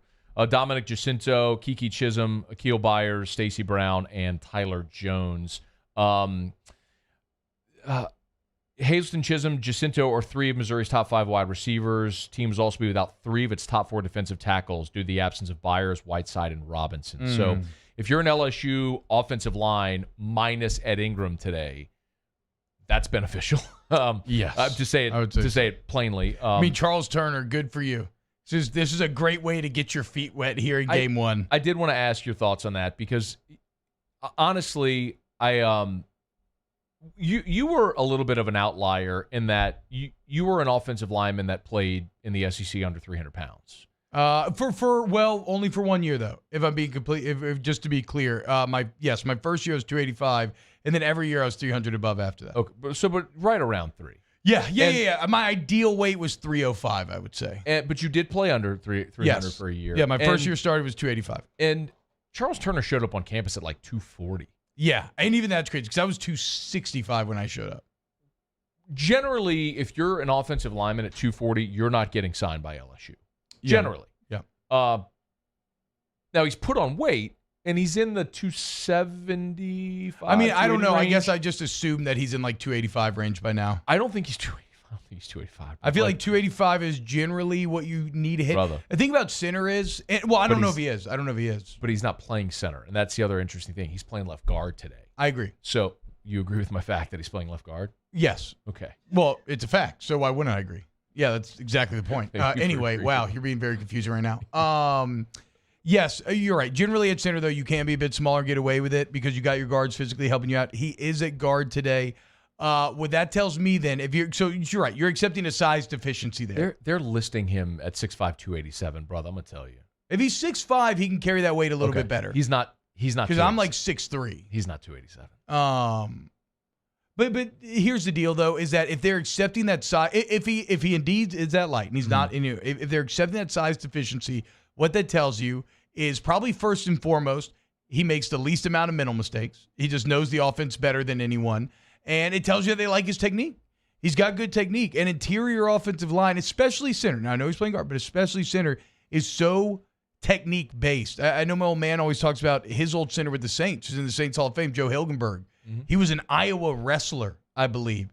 And he would play, they said he used to weigh in with 5-pound weights in his girdle. And he would play center in the NFL anywhere from 265 to 275. And he wasn't a great run blocker. Like, he could hold run blocks, but he was an unbelievable pass blocker because of technique and all these other things. I'm not saying he's going to be that, but what I'm saying is, like, you can get away with with great technique and knowing what to do. You can get away with a little bit on the interior of the offensive line, given that you're going to be on a lot of combo blocks. More at center than you can at guard, but that just shows you that they love his versatility. And you know me, I'm a big fan of anybody who wants to line up in the interior 3 positions. That's what I did my whole career, left guard, center, right guard.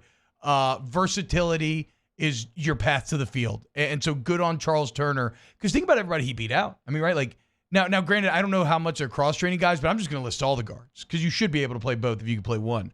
Like Cardell Thomas, Anthony Bradford. I know Marlon Martinez entered the game last week, which was kind of interesting. It shows you that they really like him early on. What other guards would he have beat out that I'm leaving out? I feel like those are probably the big names. But, yeah, so credit to Charles Turner. And now let's see how he does against a Mizzou line that's kind of weak, and that's not a bad way to make your first start. It is kind of amazing when you think of it, and I did this earlier in the week on AFR. I went back and got everything Ogeron said about the offensive line from, like, the beginning of spring, when spring started before the shutdown, until this week. And, I mean, we started with, this thought of Chase and Hines being the starting center. Yeah. And Liam and Shanahan, like, that ain't working. and they signed Shanahan, and Shanahan, it was like, and Ed, we had Ed basically saying, we think he'll just give us some They depth. were skeptical of him his first interview. Like, before they saw Shanahan play, they were very much like, we think he'll just give us some depth. Yeah. And then as it went along, like, hey, this kid's actually pretty good. Ed called Anthony Bradford our most talented offensive lineman. That's the guy that I thought was going to be the guard. Well, it's so interesting to hear, like, how all that transpired. And it was like, hey, Liam's come along. We think he's got a chance to be our center. And then it was like, yeah, Cardell's not coming along. And then it was like, hey, Charles Turner. And then Ed talked about the backups at tackle were the freshmen, were Xavier Hill and Marlon Martinez. Yeah. And then out of nowhere, the week of the first game, he goes, our next two guys are Cam Wire, who he had not mentioned at all not one time in the offseason did he mention Cam Wire. Our backups are Cam Wire and Charles Turner. It was like out of nowhere.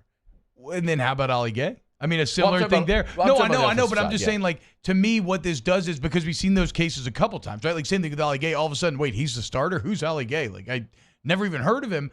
What that tells me, Matt, it really does just reinforce all the new on this roster. Yeah. Because the coaches themselves, they're just projecting, right? Yeah. They have limited views because of NCAA rules with which to try to project how guys are going to do. You have no spring ball. You're getting a lot of secondhand reports. You're kind of using your own judgment, but, like, talent evaluation's freaking crazy. We see it all the time. And when you actually play, things can go so differently than you expected to. Then you get into camp and you're like, okay, well, actually, Charles Turner's winning that interior spot. Cam Wire's winning the edge. Ali Gay, I mean, I guess he's a starter now. And those are good. I mean, you as a coach, you want your coach to be married to that instead of married to their preconceived notions. But it does just show that you have to remember this all year.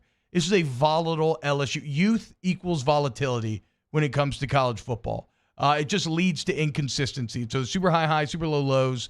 And that's going to kind of be this entire year. And you just hope that you find more of that consistency the deeper you get into the season. T-Bob, Matt, Scoreboard Show presented by Home Bank. Glad you're with us. We will get you a final thought and a pick on LSU-Mizzou before we get out of here. Let's come back and we'll whip around the country and get you a headline. Nay. Scoreboard Show presented by Home Bank. T-Bob Hebert here with breaking news. Front to Back Boat Services is the shop to upgrade your boat tech this fall. With not one but two NMEA certified techs, who better to install your Panoptic sonar, your HD displays. You want to see the fish under the water before you even cast?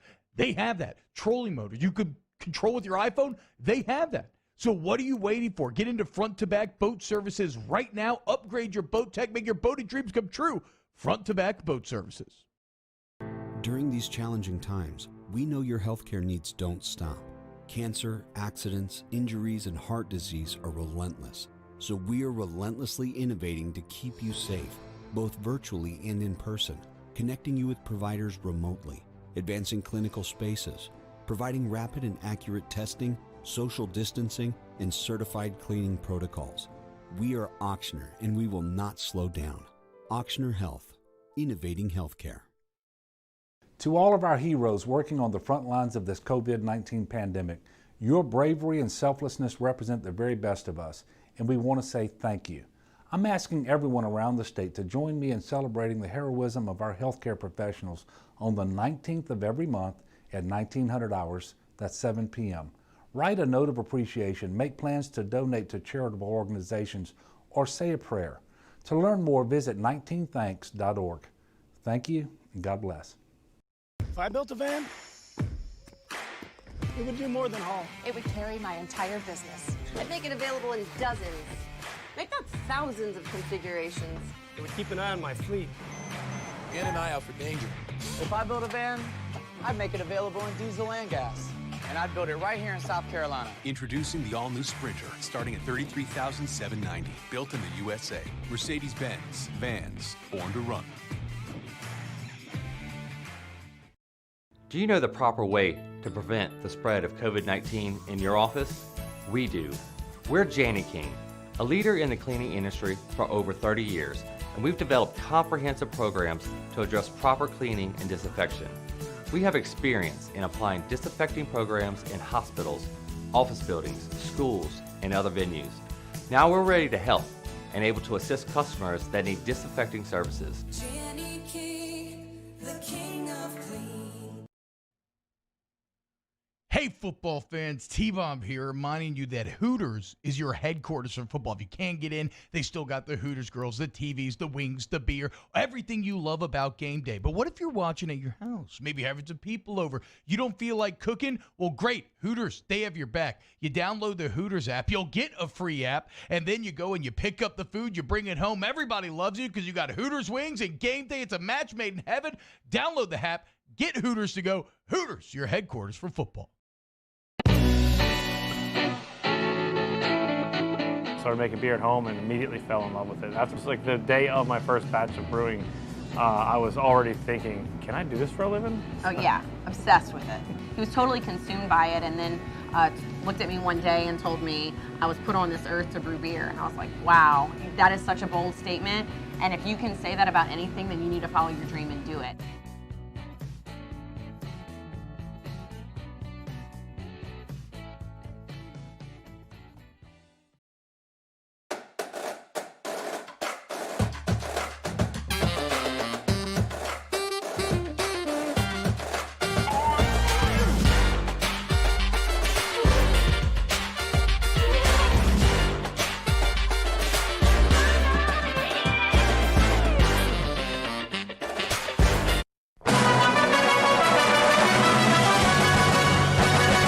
The 104.5 ESPN Baton Rouge Scoreboard, presented by Home Bank. Good for business, good for life, on 104.5 ESPN Baton Rouge.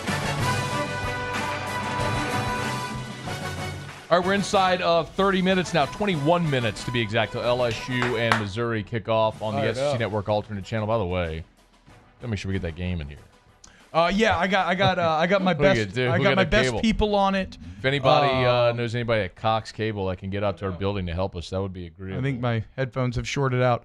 Yeah, I have my best people on it, and basically, shout out Ricky Cantu, Joe Rodriguez. They're going to hook up a computer with an HDMI cable to the television, so we should be good to go. I'm not super pumped about that. What? There's like 4 games in the 11 a.m. window I want to watch. Oh yeah, we have no Cox. I know.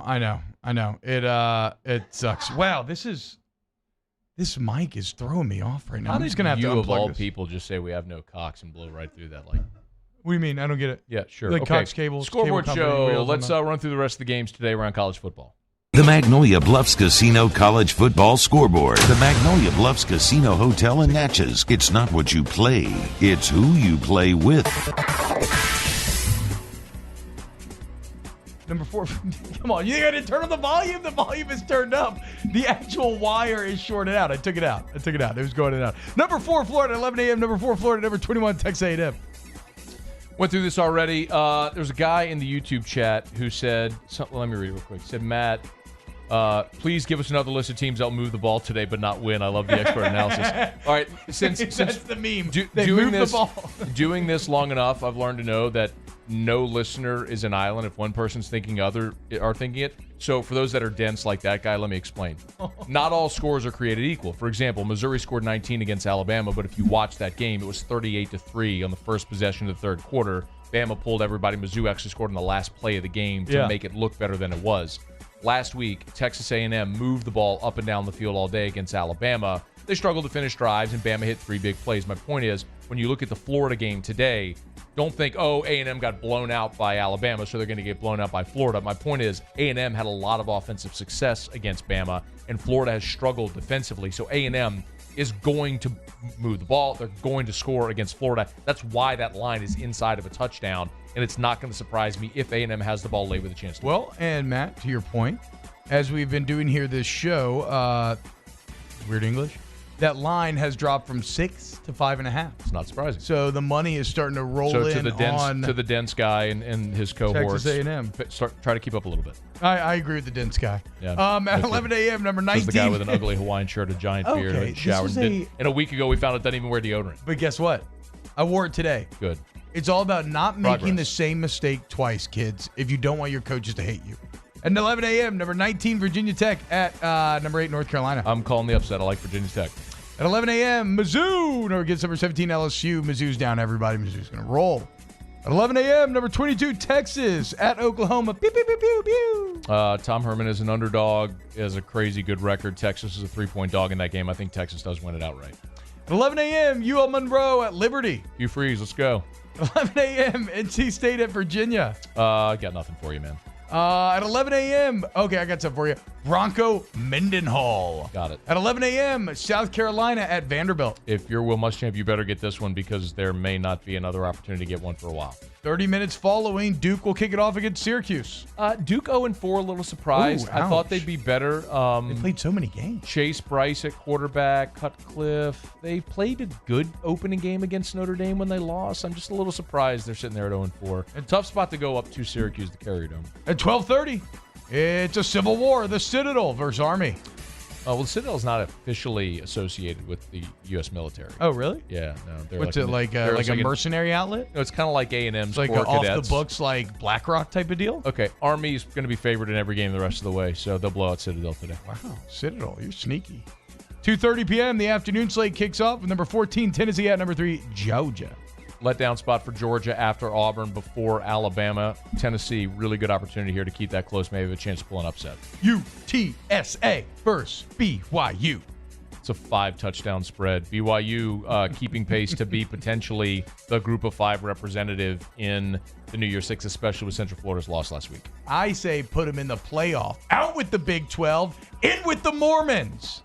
2:30 p.m., Texas Tech at number 24, Iowa State. Iowa State.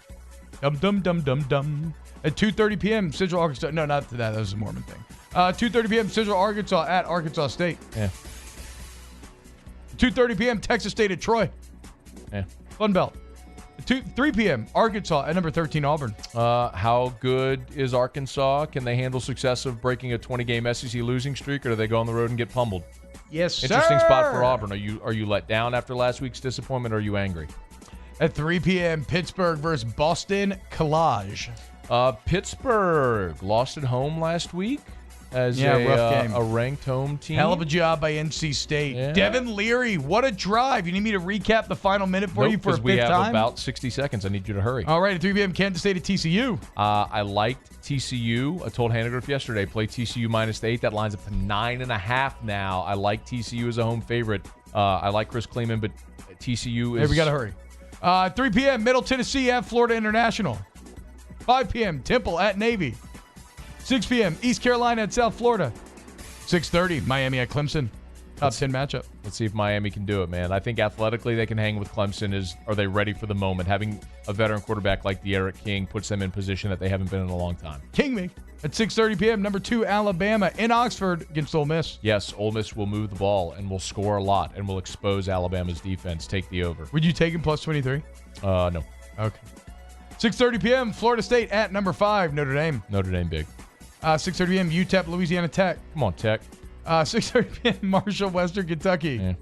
6:30 p.m., Mississippi State, Kentucky. If Kentucky does not win this game, they likely start 0-5. It's going to be a long year in Lexington if they can't get this win.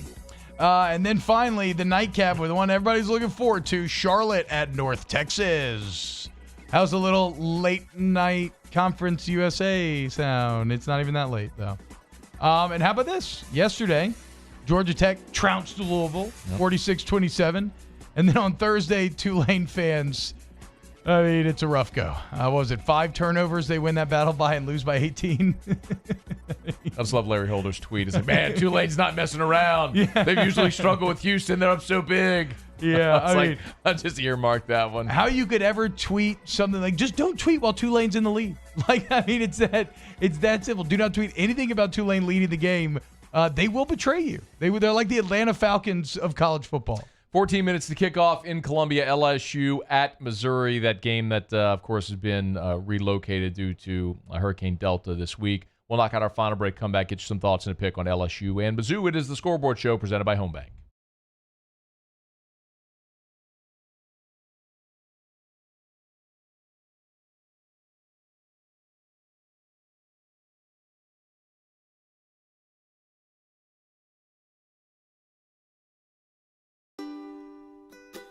During times of trouble, hope keeps us calm, and courage keeps us strong. Here in Louisiana, we know this better than most. After all, we've faced hardship, but hurricanes and floods never washed away what makes us strong. It's our culture, the spirit of resilience that says rise and rise up again. We'll make it through the tough times, we always do. And Blue Cross will always be here to support you. Gulf Coast Bank and Trust is a local bank with a straightforward philosophy. It's about doing the right thing for our customers. Participating in our community with annual local fundraisers, offering individual attention in a modern banking atmosphere with a trusted local company. Gulf Coast Bank invested in technology with a local touch, giving our customers the power to bank anywhere, anytime. We're building relationships through personal service as the bank that cares about you. Gulf Coast Bank and Trust, the bank that cares about you. I've been doing business with Luba for 25 years. They're dependable, trustworthy. It's just the attention to detail with our clients. Our folks have years and years of experience. They're highly trained professionals. But many companies have that asset. What I'd like to think makes Luba a bit different is that we use those talents in a way that truly is dedicated to serving the needs of the folks who depend on us. Are you a licensed contractor? There's lots of good contractors in Louisiana doing work the right way, but unfortunately, too many unlicensed contractors are working outside the licensing requirements. Working as a contractor in Louisiana requires a license for the company doing the work. The Louisiana State Licensing Board for Contractors wants to help you get licensed to allow you to conduct work legally. It's not difficult to get the license. We can help you. Go to lacontractor.org for more information. Licensed contractors, it's the law. Gulf Coast Office Products is a nationally recognized Savin office equipment dealer based right here in Louisiana. Over 100 employees strong, Gulf Coast has the boots on the ground to support all vertical markets from education, engineering, legal, and finance. With the latest in office technology from desktop to production segment units, Gulf Coast and Savin have the perfect fit for you. Call 225-756-2644. That's 756-2644 for Gulf Coast Office Products. At All-Star Toyota, you get it all. If you're in the market for an all-new Toyota vehicle, come see our friendly and knowledgeable sales team at All-Star Toyota. Located in Baton Rouge at the corner of Airline and Goodwood, we've been serving our community since 2005 by offering a large selection of new Toyota cars, trucks, and SUVs. Get behind the wheel of your dream car and take a test drive at All-Star Toyota today. I can't tell you how many people tried to discourage me when I said, I'm opening up a haunted house. If you love doing something, don't let anything or anyone stand in your way. How he comes up with this stuff in his head and designs it is mind-boggling. Debbie and Home Bank understand my business and understand that it's not normal. They've worked with me since the beginning to help my business grow.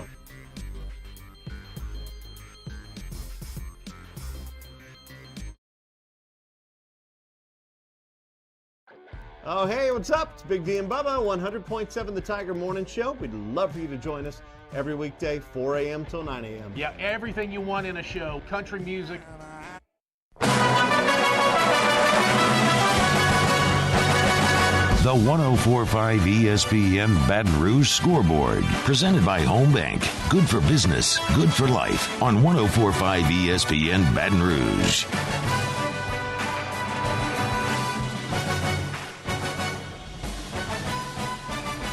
All right, wrapping up Scoreboard Show presented by Home Bank. Matt T-Bob, glad to have you with us. LSU and Mizzou 9 minutes from right now. You can hear it on Eagle 98.1 in the greater Baton Rouge area, or, of course, you can watch it on the SEC Network alternate channel. T-Bob's hanging out with the companion show. Yeah, we got my guy Emil McClellan. Matt, you'll probably make an appearance. We got Ben Mintz stopping by as well. the 104.5 ESPN YouTube fan cave. Come on in and come hang out. All right, LSU-Mizzou storyline this morning. Mizzou's going to be down about a half dozen starters, including 3 of their top 5 wide receivers, a couple of defensive linemen. So an already one-sided game has become even more one-sided. Yeah. Give me some thoughts. What do you want to see today? Okay, so one thing I want to see is, obviously, I want to see if the defense can be a little bit better against the run than maybe they were in the first half last week. If we're looking for direct areas to improve, I want to see how Charles Turner does at guard. I want to see how these running back reps are split up. Does John Emery kind of take control as that full third down back? And this is not something, Matt, that I expect to see, but something that I just think could be interesting. When you look at how the Saints have been using Kamara and Latavius Murray at the goal line, right? I would love for LSU, the same way they cribbed a lot of stuff last year from NFL teams, to think about using like TDP and Emery near the goal line with Terrace Marshall and Arik Gilbert on the field. If you have those 4 on the field at the same time, you can stress a defense in a lot of different ways. And then I just want to see the same continued consistency and success in the areas from Miles Brennan that we saw last week. No, you focus a lot on the offense, and I understand why people are going to continue focusing on the offense. The sort of sub-story within the story last week was LSU allowed 180 rush yards to Vanderbilt. In the first half, it was 100. It was bonkers. Now, I mean, they netted, I think, 153 because of sack yardage and stuff, which I college is stupid for that. Yeah, it's stupid. It counts against the rushing yardage. But 180 yards to Vanderbilt. Rushing yards. Yeah. You're going to see far better offensive lines and running games down the line. Thank God you don't have Tennessee. Glenn Logan is coming back this week. So I'm really interested to see. Glenn hasn't played the first 2 weeks, but he's going to start. Ed said he's going to start, and he's been practicing, so he should be in game shape. He should be good to go. I am really interested to see if this LSU defensive front 7 can get better against the run. They, statistically, because the first week they allowed 9 rush yards, we didn't get to see it because State. You can't look at the stats. It's weird. That's kind of the point I was making to the doofus earlier about moving the ball down the field. You can look at a box score and maybe it doesn't tell the whole story. Yeah. That's the case with LSU. They've got I would say Missouri has one player on offense that is a Sunday player. It's their running back, Larry Roundtree. Third. Who was did he lead the SEC in rushing 2 years ago? I mean, he was. You are asking the wrong person. Anyway, continue. He's the guy. He's like the only guy offensively that's a player that I go, yeah, he's going to play on Sundays. I'm not telling you he's going to be a high draft pick, but he's going to play on Sundays. Please limit this guy to like 30 yards on the ground today. Like Damone Clark, I'm looking at you. Damone Clark and Jabril Cox. Like I'm not trying to call people out. I feel like Cox you don't think Cox is playing? I feel like Cox made a lot of plays side to side that I've really enjoyed. I think what I just want to see is more aggression. I'm used to seeing LSU's linebackers just really aggressive attacking plays. It doesn't feel like this group is there yet. Almost like they're playing. Clark looks like he's thinking out there instead of like a reading instead of reacting a bit. Yeah, I want to see hopefully a little bit of a better day there. Like I want to see this defense because listen, man, you know what's ahead of you next week in Gainesville. So let's sharpen some things up defensively. LSU should win this game handily. The line has not moved, incidentally. It's still at 14.5, which surprised me. But I said 40. LSU 41-20. Did you pick a score? I didn't pick a score. I don't think Missouri scores more than 17 here, though. Okay. I just don't see it. Remember last week, Vanderbilt threw a pick in the end zone? Yeah. And on the first possession of the third quarter, they had a pass over the middle of the running back flat drop. He would have scored. You talking about the one at the sideline? No, it was right up the middle of the field. Oh. I mean, right in the middle. The kid just dropped. He would have scored. I don't remember. So, need to tighten some stuff up defensively tonight. See if they can do it. All right, enjoy the game, y'all. Go Tigers. Come hang out in the fan cave. 104.5 ESPN YouTube pick.